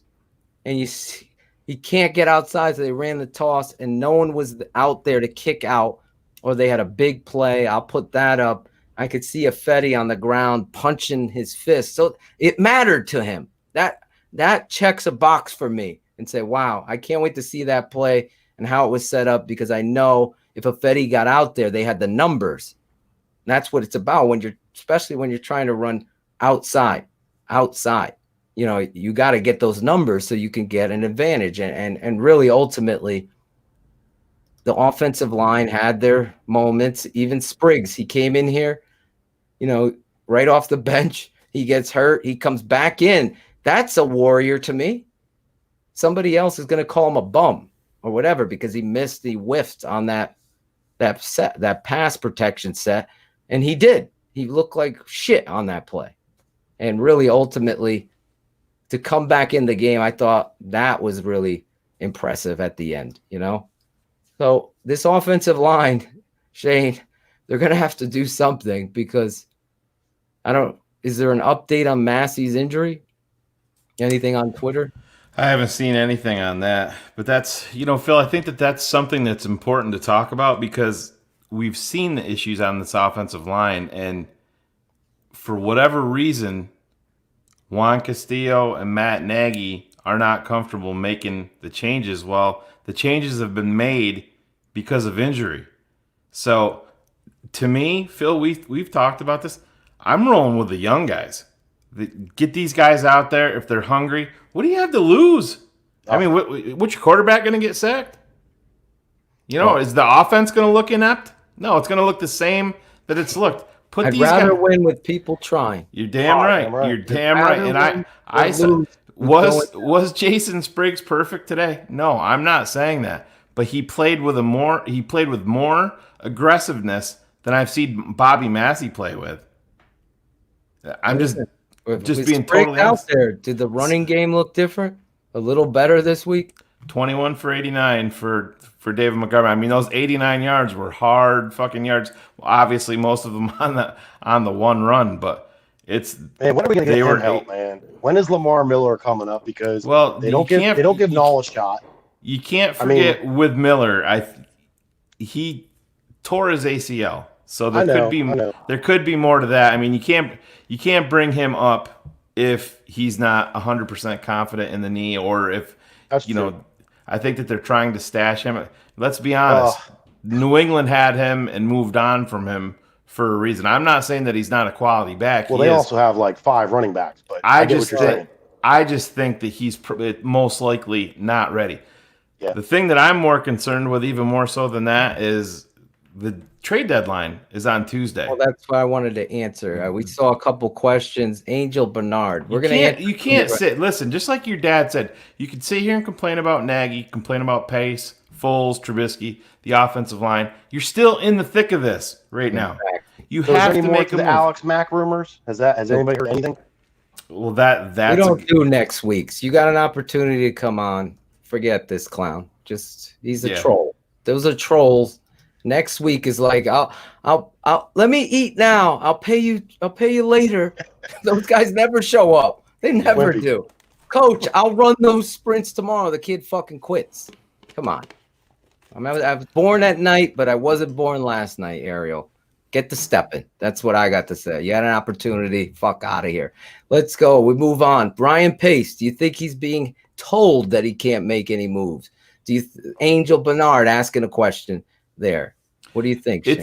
Well, if he's been told that, then he's on a very short leash. But Phil, everything that you and I have heard, everything that Bears media has heard, is that he is 100% not on a short leash.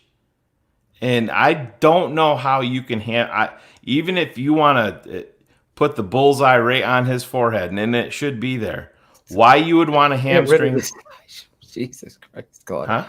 No, sorry. Why you would want to hamstring your guy when you're in, 5-3 in the thick of it? You saw Green Bay go out and get beat by Minnesota today. You're right there. Go out and put some fucking life. Go out and call New England for their guard, their franchise player. Would you be willing to trade Mitch Trubisky? Is one of the questions in the chat. We'll never get a return for him. New England for an offensive lineman. For who? But I mean, listen. We should have signed Spain. We shouldn't have let him. Well, and, this and is who knows, they might have called him, but this is John. It's a great point, and this I fall into that same trap. He's a free agent. It doesn't mean that he might see this and be like, I'm not coming into that fucking mess. That's true. But These the fact guys there was no chatter. That's what I'm wondering. Why no chatter? But that the Bears operate that way. He's got it. Yeah. Pace has to do something. They do have to do something. On the offensive line. If you come here on Tuesday and Ryan Pace has made no moves, I mean, I've heard some scuttle about a guard from Houston, their backup offensive guard. That's not going to do anything to you. Yeah, it's going to give you depth there. It's not going to. You have to listen. You have your first rounder this year. You can move around with that if you need to recoup some picks. It's the second round pick I'm looking at where you can make some noise with right now. With a team like you gotta do something. You can't sit down. 5-3 is 5-3. Is it a great 5-3? No, it's not. It's not. Tennessee coming up. Listen, the Bears could have won today. They could have been 6-2. Like I said, it's not perfect. You have to make a fucking move to inject some life into this offense. You're not going to trade Mitch Trubisky and get anything for him. He's a free agent. Nobody's going to give up anything of value for him. Nothing. It is what it is. Even if Mitch is not coming back. Are we agreed on that? Our best shot for a trade was Dallas if they panic, and they didn't panic. But that was, in my opinion, the best chance of maybe a third, maybe. But nobody's going to give us anything of value for him now. Yeah, even then, I mean, Dallas. We'll sign him cheap next year. Yeah, why are you giving up anything? That's right. Of substance right now? Exactly. This is why, to me, I'm looking at New England and I'm blanking on the offensive lineman's name. Thuney is the guy. He's a free agent after the year. Yeah. The Bears need to dump money into this offensive line, and I'm making a move there. New England, if Thuney walks as a free agent, they're gonna get a 3 as a comp pick, so you can up that for them. If you offer them your 2 for Thuney, but it's then you're not getting your offensive tackle. I know the Patriots love Mitch Trubisky. Yeah, I have. I just don't think. I think Mitch would be a throw-in on that deal, Phil.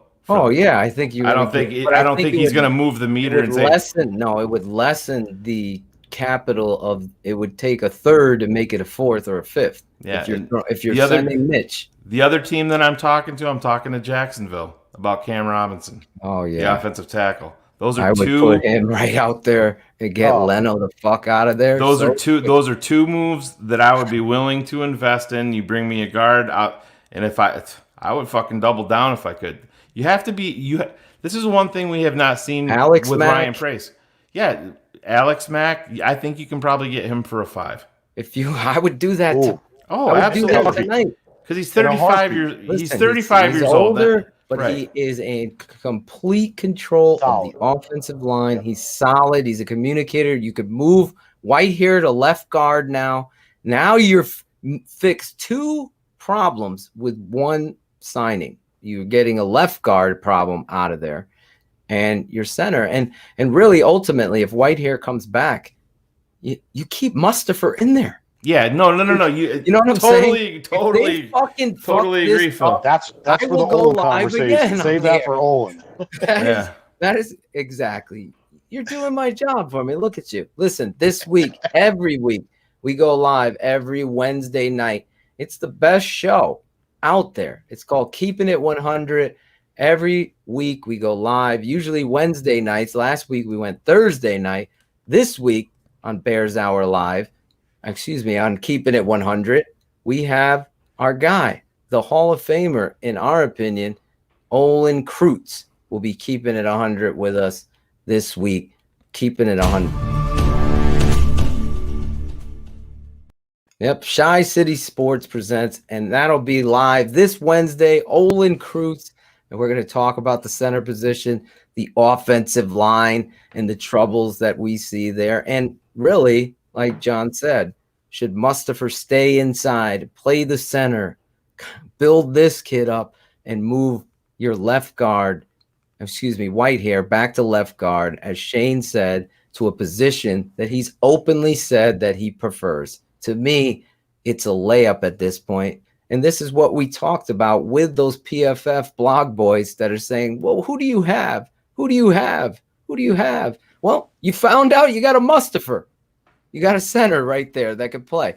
Now, I'm going to fucking watch the tape. Maybe I have to retract that when Olin comes on. But on first glance, you got to believe that you got to be excited about. Listen, John, you had your time. You came on. You brought Appreciate the hype. it, guys. Always good to talk to you. What number are you on the Patreon? 237. Are you happy with everything you're getting on the Patreon? Of course, man. That you know that. We talk off of this. You guys are the best. The best. Listen, I need you to do a commercial for us right now. I'm going to put you on the spot. We got to ask him, John, are you willing to dance? No, I was about to cut you off and say, Shane, I'm not dancing.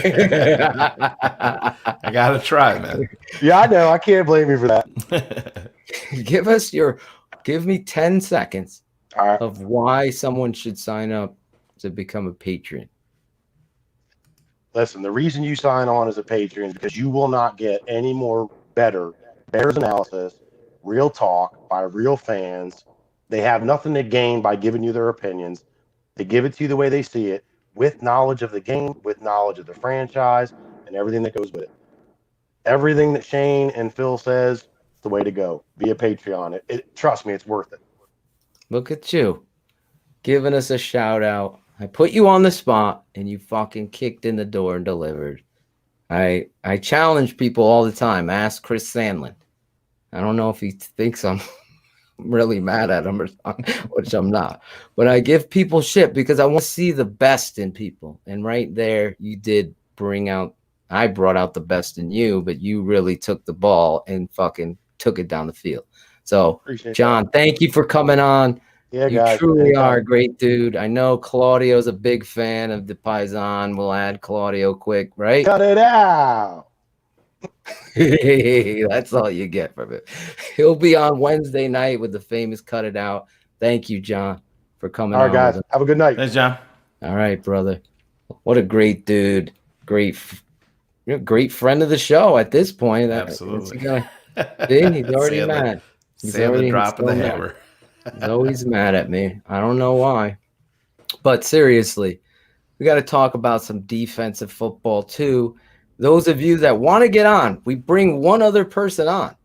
Right now, Gina, I don't know where she went. She was a standout with her questions. Yeah, Marcus Robinson was in there. Asking. Marcus was getting fired up. Some other dude, Jones. I saw Jones saying some racist bullshit. Where's he at? Front that. Obviously, Ariel took his ball and went home. Anyone that wants to get Marcus Robinson, yes. I asked you in the chat, but you didn't respond, or maybe I missed it. If you're on Twitter or on Facebook, send me a DM on there, and I will hook you up with a link to come on with us real quick. There you go. Marcus Robinson, the former Bear, I would hope. I would doubt it. Hey, listen, former Bear Walt Harris followed me today. I got to try to get him on the show. What was his punchline? what was his punchline? Who, Marcus? I cover 73% of the Oh, world. Walt Harris? Yeah. Yeah, what was that? 90% of the world is covered by water, the other 10% Walt Harris. There you go. Well, Keith, get a DM. Get yourself in there. Get it to Claudio or Shane, and we'll get you on. So I want someone that's fired up like Keith is. I've seen a lot of people DM me all through the week. I want to get on. So this guy's texting me, let's go. I'll come in on Instagram, Jack.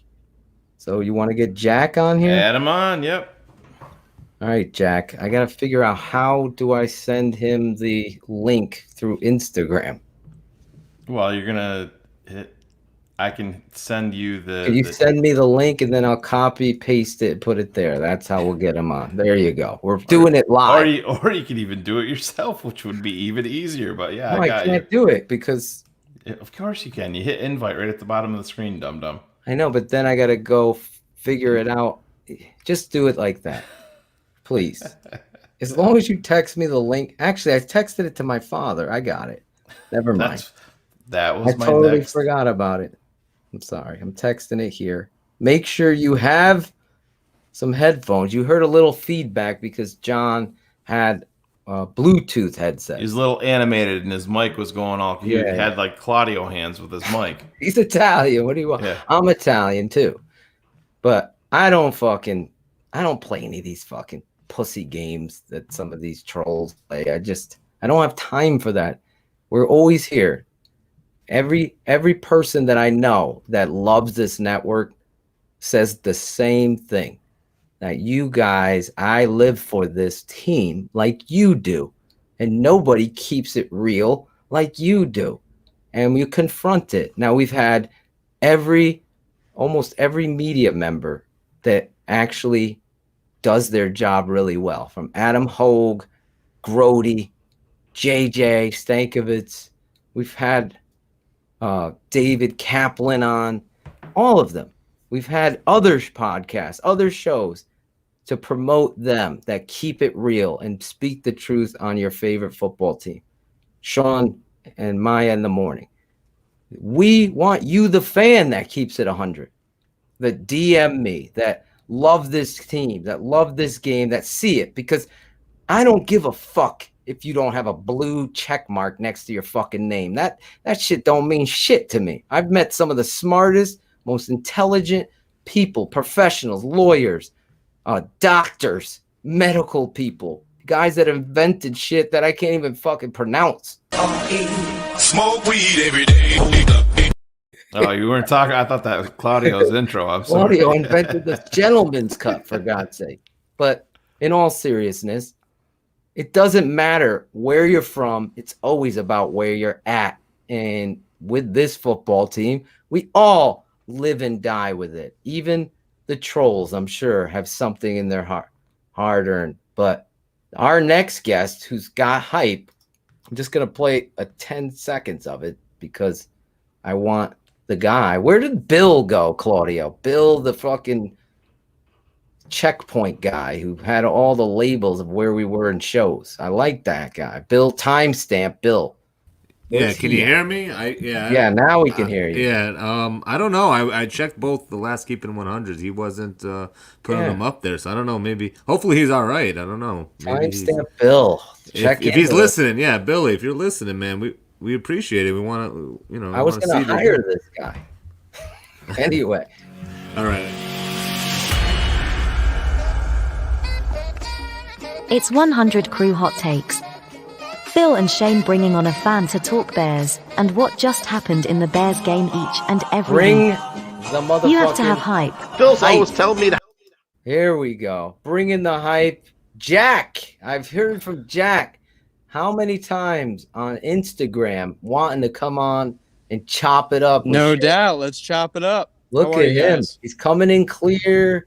His hair looks like you've been pulling it out. You just got off a bike. You went for a bike ride. He's got the tousled hairdo. Nah, that was from Nagy's play call, and I was pulling it out during the game. Oh, Jesus.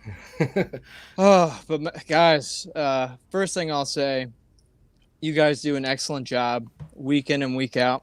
I've been following you guys for over a year now, and if you're not a Patreon member, go over and subscribe. These guys bring it every week. No Thank bullshit. You get it 100. They keep it 100 here, and they're not going to sugarcoat it like those guys at, in mainstream media. They're going to bring it to you. They're going to tell you the truth. They're going to let you know what's going on, so we can find out how we fix our Bears team.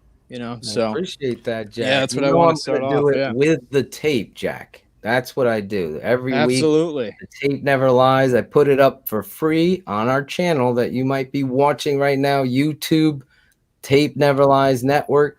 And I also do a very long, in-depth breakdown of the tape and coaching, instruction, and teaching. Those are important in this on the Patreon channel. I'm surprised, you're not to cut you off, Phil, but I'm surprised, your eyes aren't bleeding from all that Charles Leno tape you gotta watch. He's putting you through. Jesus. It's very hard. That's why I told Shane I'm going all in on fucking these dudes from whatever network. I don't know if Shane wants me to call people out, but in keeping it 100, right, Robert Schmitz got me fired the fuck out. I've never stopped anybody from calling anybody out. I got fired up today and I called it out. You can't manipulate, and the response from the fucking fans of the Tape Never Lie.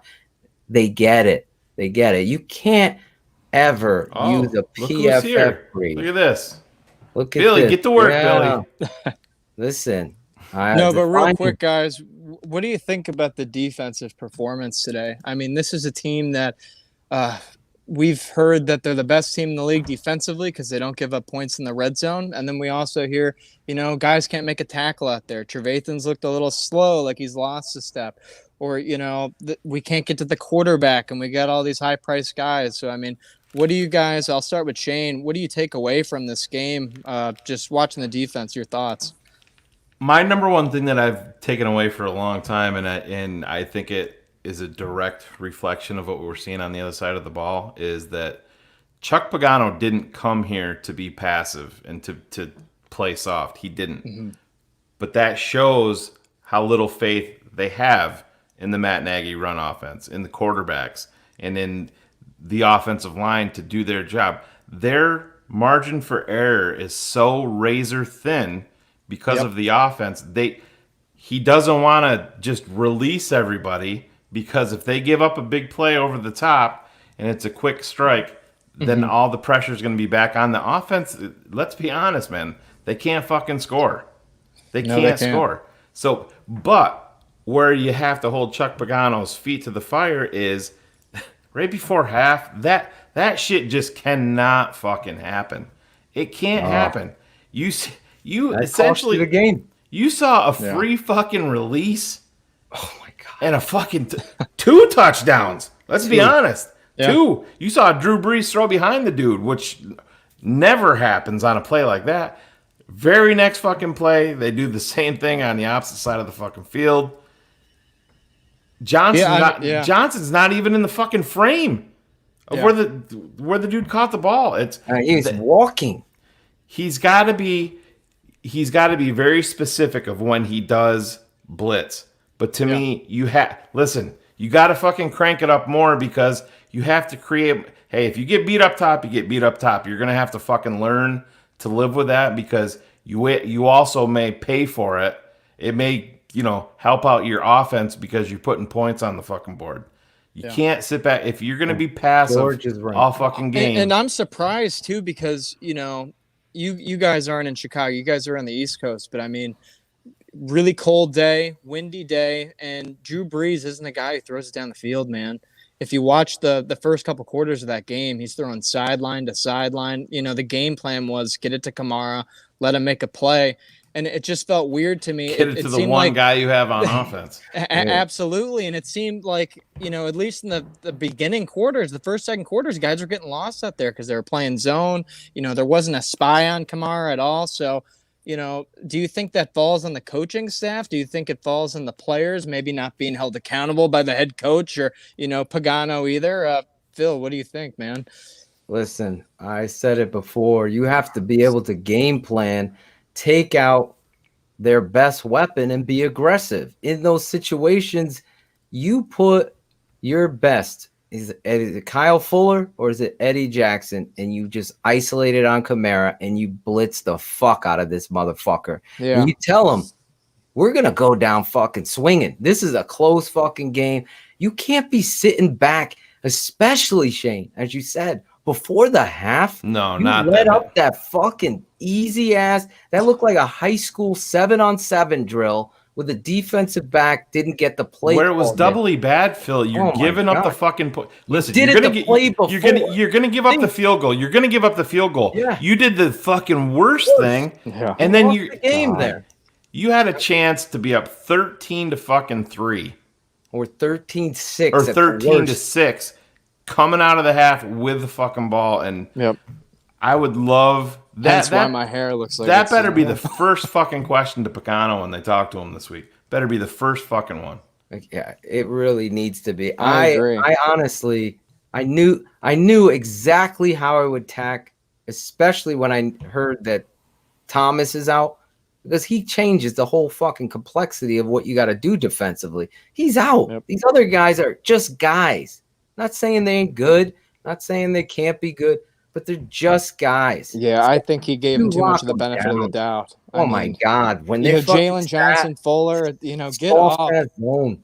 Soft ass zone. Are you fucking kidding me? In critical plays, you want to see them attack and be ruthless? You fucking go after them. The blitz works. And when you got special blitzers like Roquan, it's not like you couldn't Buster Screen coming off the corner. That could be one of the best parts of Roquan's game. Absolutely. He's slippery. He's explosive. He's not a guy that's out there that's 6'4", 6'5". And he's the guy that you have to deploy there. Danny Trevathan, I made see some in the two chat. biggest tackles of the He season. made great. He played his best game by far for me. I agree. Yeah. He fucking hustled. He was involved. He was physical.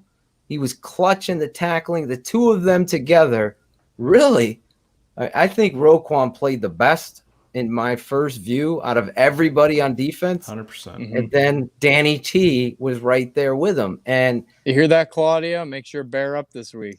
oh, Bears. Claudia will try to steal both guys before we get to them. But I really thought Danny T. What'd you guys think of the offense? I know your positions earlier in the week when you had Steve on about Trubisky, Foles, but did anything kind of solidify your stance? Did anything, make you guys change the way you were thinking about it previous to this game? I mean, to me, look, Foles is going to make a couple more plays with his arm, in my opinion.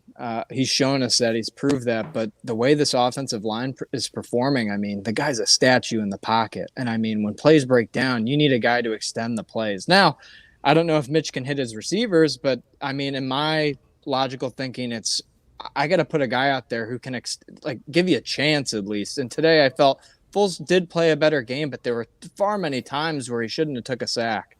Yeah, well, Zach Miller was championing Mitch on Twitter from Shane's text that I got, wanting him to be put in there. And Troy Aikman I wasn't expecting Troy to be he was killing Foles there, calling for a change and what have you. There was a moment, being completely transparent, was you might have to fucking put the kid back in because of what you're talking about. The pressure and the ability to not be able to move and extend a play really was concerning to me. But I will say this about Foles. He fucking stayed in there. Listen, he did not play the kind of game that you want. But when the critical moments were made, he made the fucking play. He made the fucking play. And listen, as and I know it's not interception it's not all on Mitch. It's not all on Foles. It definitely is not exactly. No, it's not. And this is the one thing. other thing, real quick. Miller and Graham's drops. Yep. And that final possession there are big. It takes the whole complexity. That's a first down, and then there's more. Because of this offense, a lot of people say, well, you're nickel and diming them. You hear that term a lot, right? You're nickel and dime. Well, throwing the ball downfield was great, but Obviously, Nagy was trying to fucking do whatever to get a first down there. You cannot drop the fucking football. And to Jimmy Graham's credit, if you're just tuning in now, he took all of the ownership of it, unlike the fucking head coach. That was a great team over there. My boy Kai, he put up the comment. It was perfect earlier. I wanted to say it with Coach. Well, we're 5-3. That's nothing to be mad at. No, that's not a champion's mentality. You could be pissed off. You take ownership as a head coach and you move forward. The fucking lying, and that's a good team. Guess what, Coach? They're all fucking good teams. Every fucking team on the schedule. Welcome to the NFL. Is a good team. You're going to fucking say that to the fan base like these shit little fucking troll ass bitches in the fucking chat. Say it to them. But really, don't say it to the educated fan like Kevin here or Jack or Patrick O'Donnell or my boy Kai. Don't say it to Rami Mirza. Don't say it to And if Chris I hear Bauer. him say one more time or another coach about a good week of practice, I'm about to fucking rip my ears off. Well, I think one thing that's got to be talked about, and I know this is going to fire up everybody, but Mitch has the ability to make plays with his feet. But that, and I'm not putting all of that on Nagy. Yes, they wanted Mitch to develop as a passer and to stay in the pocket and make plays. But listen, he's an athletic guy, but when Mitch got hurt, things changed with Mitch upstairs. He was never the same runner after that. Yes, he would have a couple sporadic games where he'd pop off a couple big runs. But don't think just because there was a couple of lanes today that Mitch was going to bust all of these off. Because there's a mental disconnect. Phil, you and I just talked about this with Mitch, where I think he sees things sometimes and other times he's not processing as quick as he needs to. Let me say this about a quarterback. Remember, accountability for a coach and holding people accountable. Did Foles do something that you felt like he should have been benched? I said there was a moment in there and I felt like maybe it was time. And the coach stuck with him, and that's fine. Okay? But Mitch is your backup now. And how he handles being humbled and benched is going to be his story. Just like we said, how does Coach Nagy handle the Javon Wims situation? He already placated, lied, and bullshitted his way through the presser right after the game that he didn't fucking see it. The whole fucking world saw it, except the fucking head coach. Do you know how fucking poor that is? Do you know a complete shit show? That's fucking Virginia and Ted going to the fucking prom together. That's how fucking dumb that shit is. It's ridiculous. But Ted Phillips still has his fucking job. What do I call him from fucking The Simpsons? What was his name again? I was trying to search for that. What's the fucking Millhouse? Oh. Ted Phillips is Millhouse. That's right. It's poor leadership. That's right. It's an elitist attitude. Like, I'm better than the fucking fans. I'm better than all of you. And it's wrong. It is wrong. And I bet we still don't see Riley Ridley. How much you guys If want we to put down don't on see that? Riley Ridley, that's a we're problem. going fucking live. When Shane sent me the fucking inactives, which he does every Sunday for the last fucking 20 years, is Izzy Adonijay on it? I just remember, he better not be on it. Is this person on it? Is my boy Demetrius Hurst on it? I remember. And here we are, Riley Ridley again. I will say this. Positive. Something positive here. So I'm not so fucking fired up. How about Harris coming in there and fucking showing you what a professional punt returner and a football player does in those situations? 4, 5, 6, 7, 10, 12 yards makes a huge difference on an offense. Absolutely. As long as they're not losing yards, they're not supposed to be losing. You know, there was a couple of them, man. I was like, ooh, that last one that he had, that made the old butthole pucker up a little bit. He went up there and fucking he caught that ball. But I mean, seriously, for watching the Bears offense, it's like they're pulling teeth. Everything's so hard. That shit I mean, matters. That shit matters. Listen, Every yard matters, man. I tweeted out the Bears went downfield. You saw them be aggressive. Foles got some time. You saw the deep shot to Mooney. You saw the next one to A-Rob. Nagy's counter to that the next series was they immediately come out. Cordero Patterson's in the backfield. And I'm like, it just... Oh, my God. I wanted to fucking die. So the worst part is I bet the three of us are going, here comes the sweep. Well... Oh, man. Yeah, it's... Predictable run plays, right? It's hard, but then they attacked vertically, and then... It was just like a light bulb went off in Nagy's head, and he's like, I'm going to fucking go horizontal. They'll never see it coming. And that's exactly what they fucking did. Yep. And granted, I understand the offensive line has to block it up. But, Phil, what did we see the other night on Keeping It 100? Coach Castillo comes in and into Lawrence Funk's office. Yep. And he cutting goes, his hair. What do they say? What do they do? They're probably boys lighting me up. They're lighting me up, huh? Yeah. They know. And then he says when he's leaving, tell Shane and Phil, I'm gonna get this fixed. This is on me because I want to be back here next year. This is on me. And I know you guys saw your starting left guard can't block doesn't know the concept of what to do with a fucking simple fucking twist, a fucking stunt. Twist stunt. You teach that. JV, Phil. JV football. Son's 9. He'd know that. If he's leaving, you know someone's coming. If he's not, no one's coming, then you could turn. But you got to play the percentages there. It's unfortunate. That's simple offensive line rules.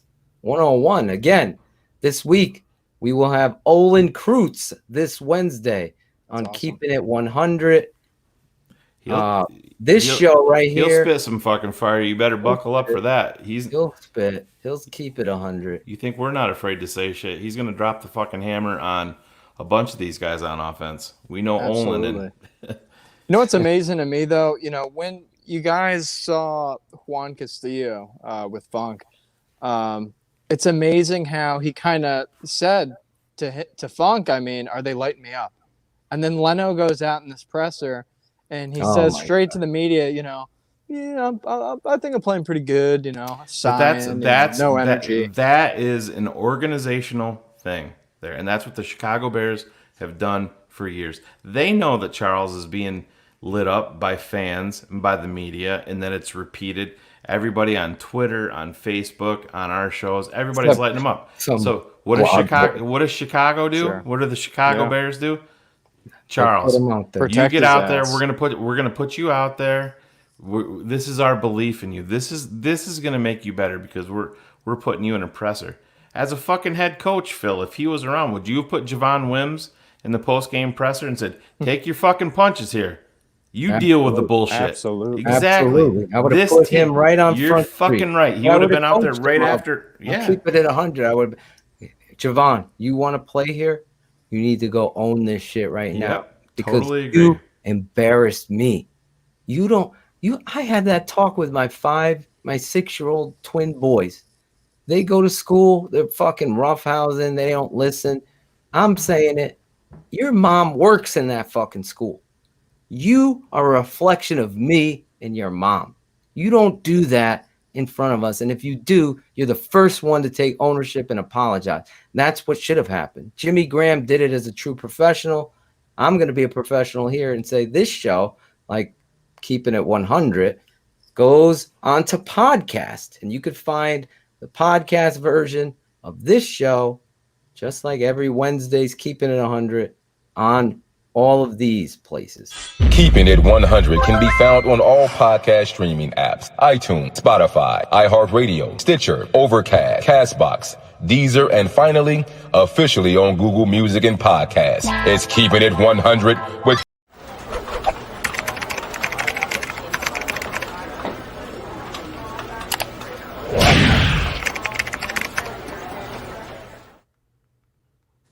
There you go. Bears Hour Live right here, right now. If you're not a Patreon member, you need to go over there, Sign up right below. Look at Claudio. He's on the ball. www.thetapeneverlies.com.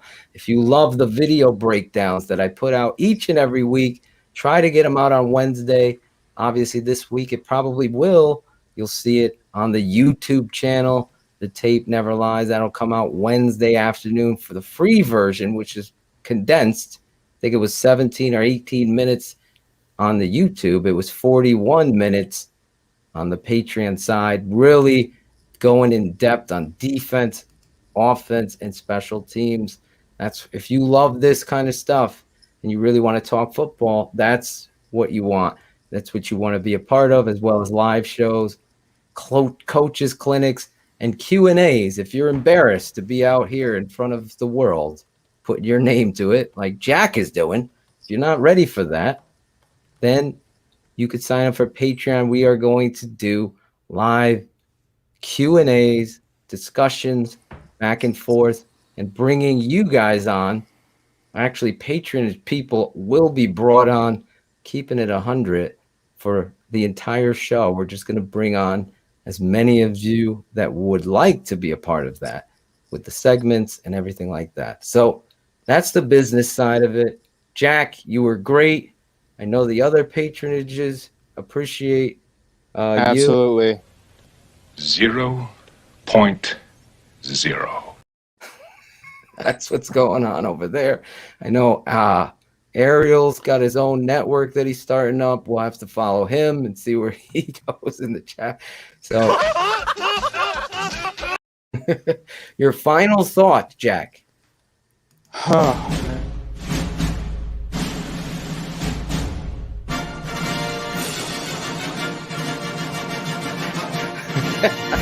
That's messed up shit.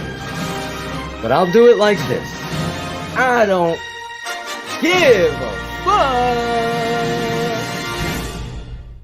It's Bears Hour Live. Hardest thing Jack said all show. You did that to him. That was great. We can't do a dance. I think we have to change the dance to the victory dance, Shane.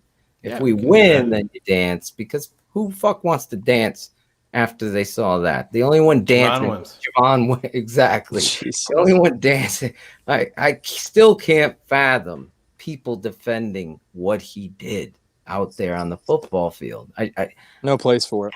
I just don't get it, man. I really don't. And I don't tolerate the racist shit that you're saying in the chat in regards to Javon, because that's not what this is fucking about.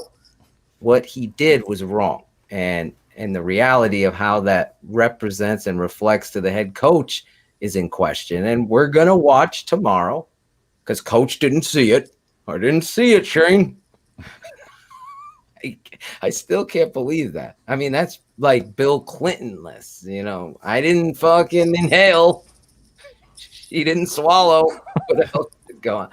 It's like, I can't. So anyway, you said it all, Jack. Your final thought. I really, before you give us your final thought, want to thank you for coming on. I know you've been wanting to come Totally on. worth it, guys. Worth it? Oh, absolutely. 100%. I mean, if you haven't subscribed to Patreon, if you want everything, you know, Chicago Bears, this is the place to do it, guys. I mean, they're keeping it 100. This is the place to go. And, you know, you guys work so hard, and it shows in the production and, you know, the time you guys put in, both of you, Phil, Shane, Claudia, your team. And it's only going to go forward from here. But final thought, man, we got a lot of work to do if we're going to win this game against Tennessee. And it starts with holding players accountable. And we say it week in and week out. But, you know, we'll see, especially from a communication standpoint, you know, where you're not getting in plays and you're using timeouts. You know, this has been going on for over a year now. This shit needs to be cleaned up. You know, you signed Matt Nagy to be an offensive genius, and this shit's going on in year 3. Unacceptable. I don't care who the quarterback is, who the offensive line is. You know, you can't be wasting, you know, plays away and opportunities to win the game. Great stuff. Great final thoughts. I appreciate you very much, and I appreciate Keith saying that and giving us some feedback and letting fans know about the Patreon side. I mean, I know for $7 a month, which is like $1 something a show. This Plus- man has to watch tape on Charles Leno every week. We should be giving him more than $7 a No, week. Come on, guys. I give you reach deep. Yeah, I give But you try guys, to give you thanks 2 again. jobs. You were Thanks great, again man. for having me on, and I look Thanks, forward John. to Wednesday. All right, We'll be brother. there. All right, We'll guys. be there Wednesday night, 8:30 East, 7:30 Central. Yes, we are from the East Coast. Doesn't matter where you're from, it's about where you're at. That's how I've always, that's the famous Eric B. and Rakim line. Rakim saying it ain't where you're from, it's where you're at. I've always believed that. Where are you going? We've started at the bottom with this network and we're rising to the top. Keep on rising to the top. Well, my mom said, give it all you. Number 6, my man. Where was he? Patreon number 6. Toby Hill. I love you, bro. You guys, you Patreon people are so right here in my heart. I really, truly appreciate the feedback. So many people ask this to Phil and I. So you live in Chicago? No, we don't. We never. Phil's I from visit. Connecticut. I'm from New York. We're not. Surprised people recognize it from my accent and yours all the time that we're not. But we keep it 100 no matter where we're from. Doesn't matter where you're from. Kofi Omegs, he's number 111. That's an angel number, Shane. Yeah. My wife would say that 111. That's a special number. 111. You got Chris Jackal, Mr. 300. Jeff Roth 317. Look at this. The numbers are coming in. But Connecticut's not where I want to stay, to be perfectly honest. I love the city of Chicago. So does Claudio. And hopefully I'll be going out there once this COVID is lifted. We'll get it together. We'll get it popping, as you say. Real quick, as we wind down this show, today to me was an emotional roller coaster because I just felt, going into the game, I didn't see the Bears winning. I'll keep it 100. I had the Saints beating the Bears 24-10. That's where I felt like the Bears offensive line was really going to get handled and they were going to take advantage of that. But to the Bears' credit, they went out there and showed some heart and desire to get things right. They were throwing the ball. They were doing the things that we've been asking them to do. And my final thoughts are this, if you can continue to build off the run game, then you're going to get to the place that you want to get.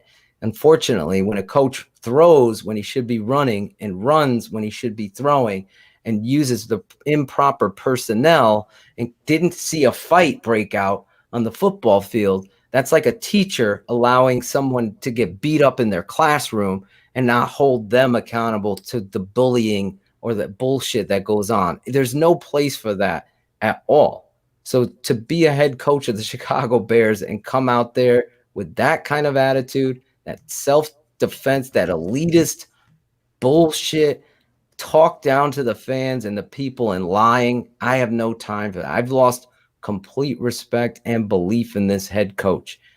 Today, they had an opportunity to win. And when it mattered most, certain players didn't step up. I think those drops by Jimmy Graham and Anthony Miller are huge in this game.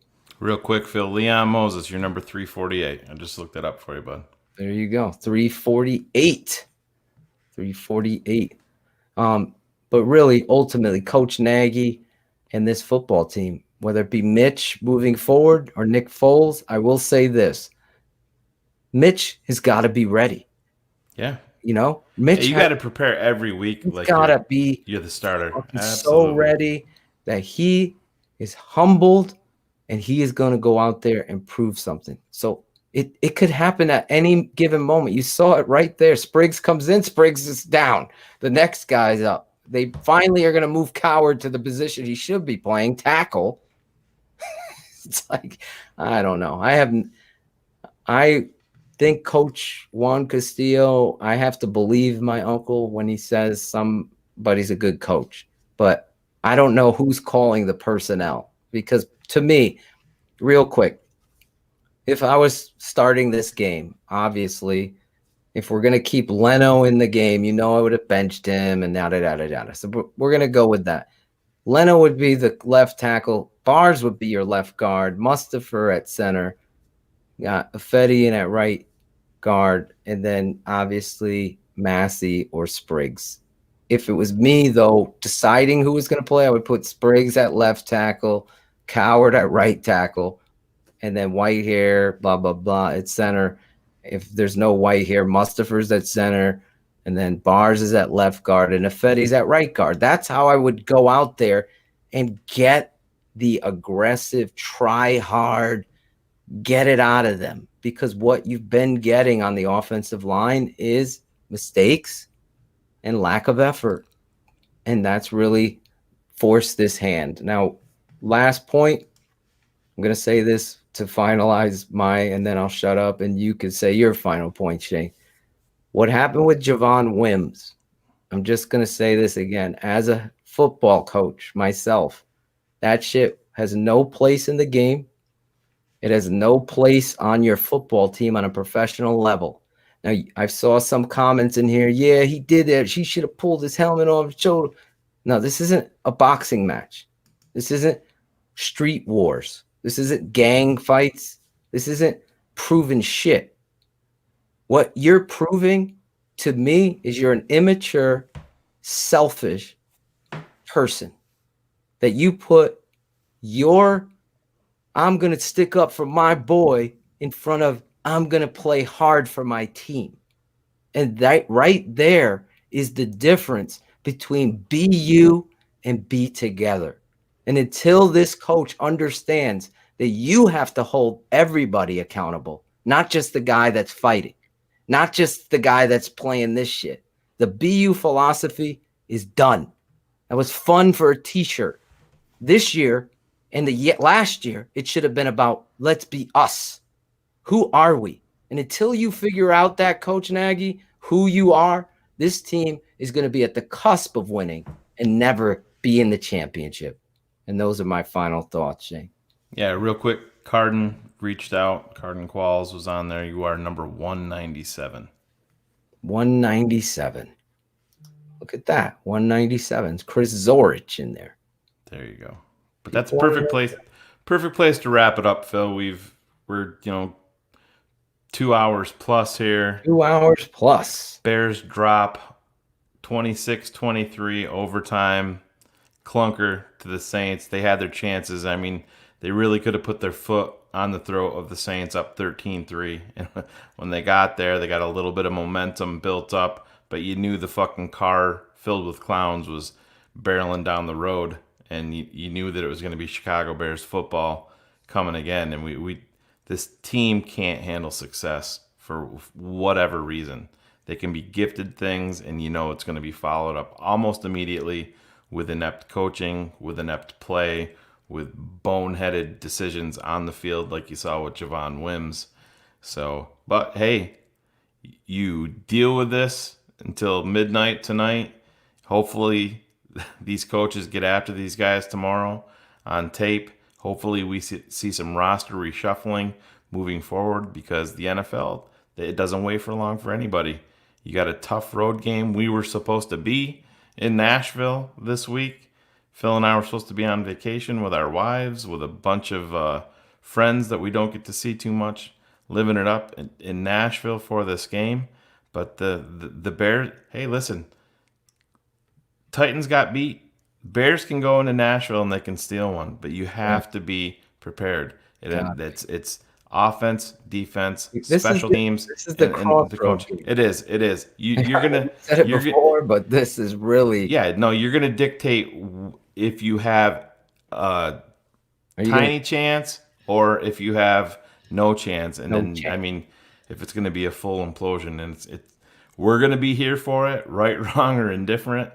Right after the game. Tape Never Lies Network. Yeah, like Phil said, join us Wednesday night. Olin Kreutz, future Chicago Bears Hall of Famer, is going to be on with us.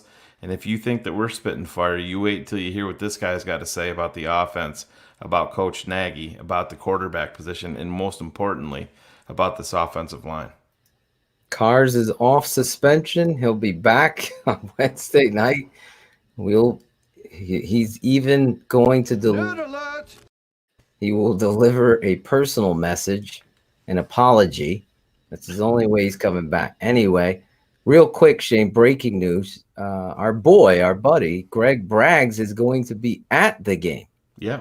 And he has agreed to come on the show live from the game afterwards for a couple. So there you go. Greg, our buddy. Never heard of him. Never heard of him. But anyway, now I wanted to break that news and let fans, if you haven't seen Greg's show, go check that out over there. Greg, what is it? Braggs in the Stands, our boy. So hopefully. Yeah, he started the show about fans in the stands during a global pandemic. So that was hell of a call by our friend Glenn there. If you want to come on the show like Jack and John came and brought it tonight, I got to give those two a shout out. Came and brought it. Thank you guys so much. We needed the therapy, Ken, as well. We appreciate you guys. Have a blessed night and always bear down. Thank you for watching Bears Hour Live, the best post-Bears game show on the planet, on the Tape Never Lies Network.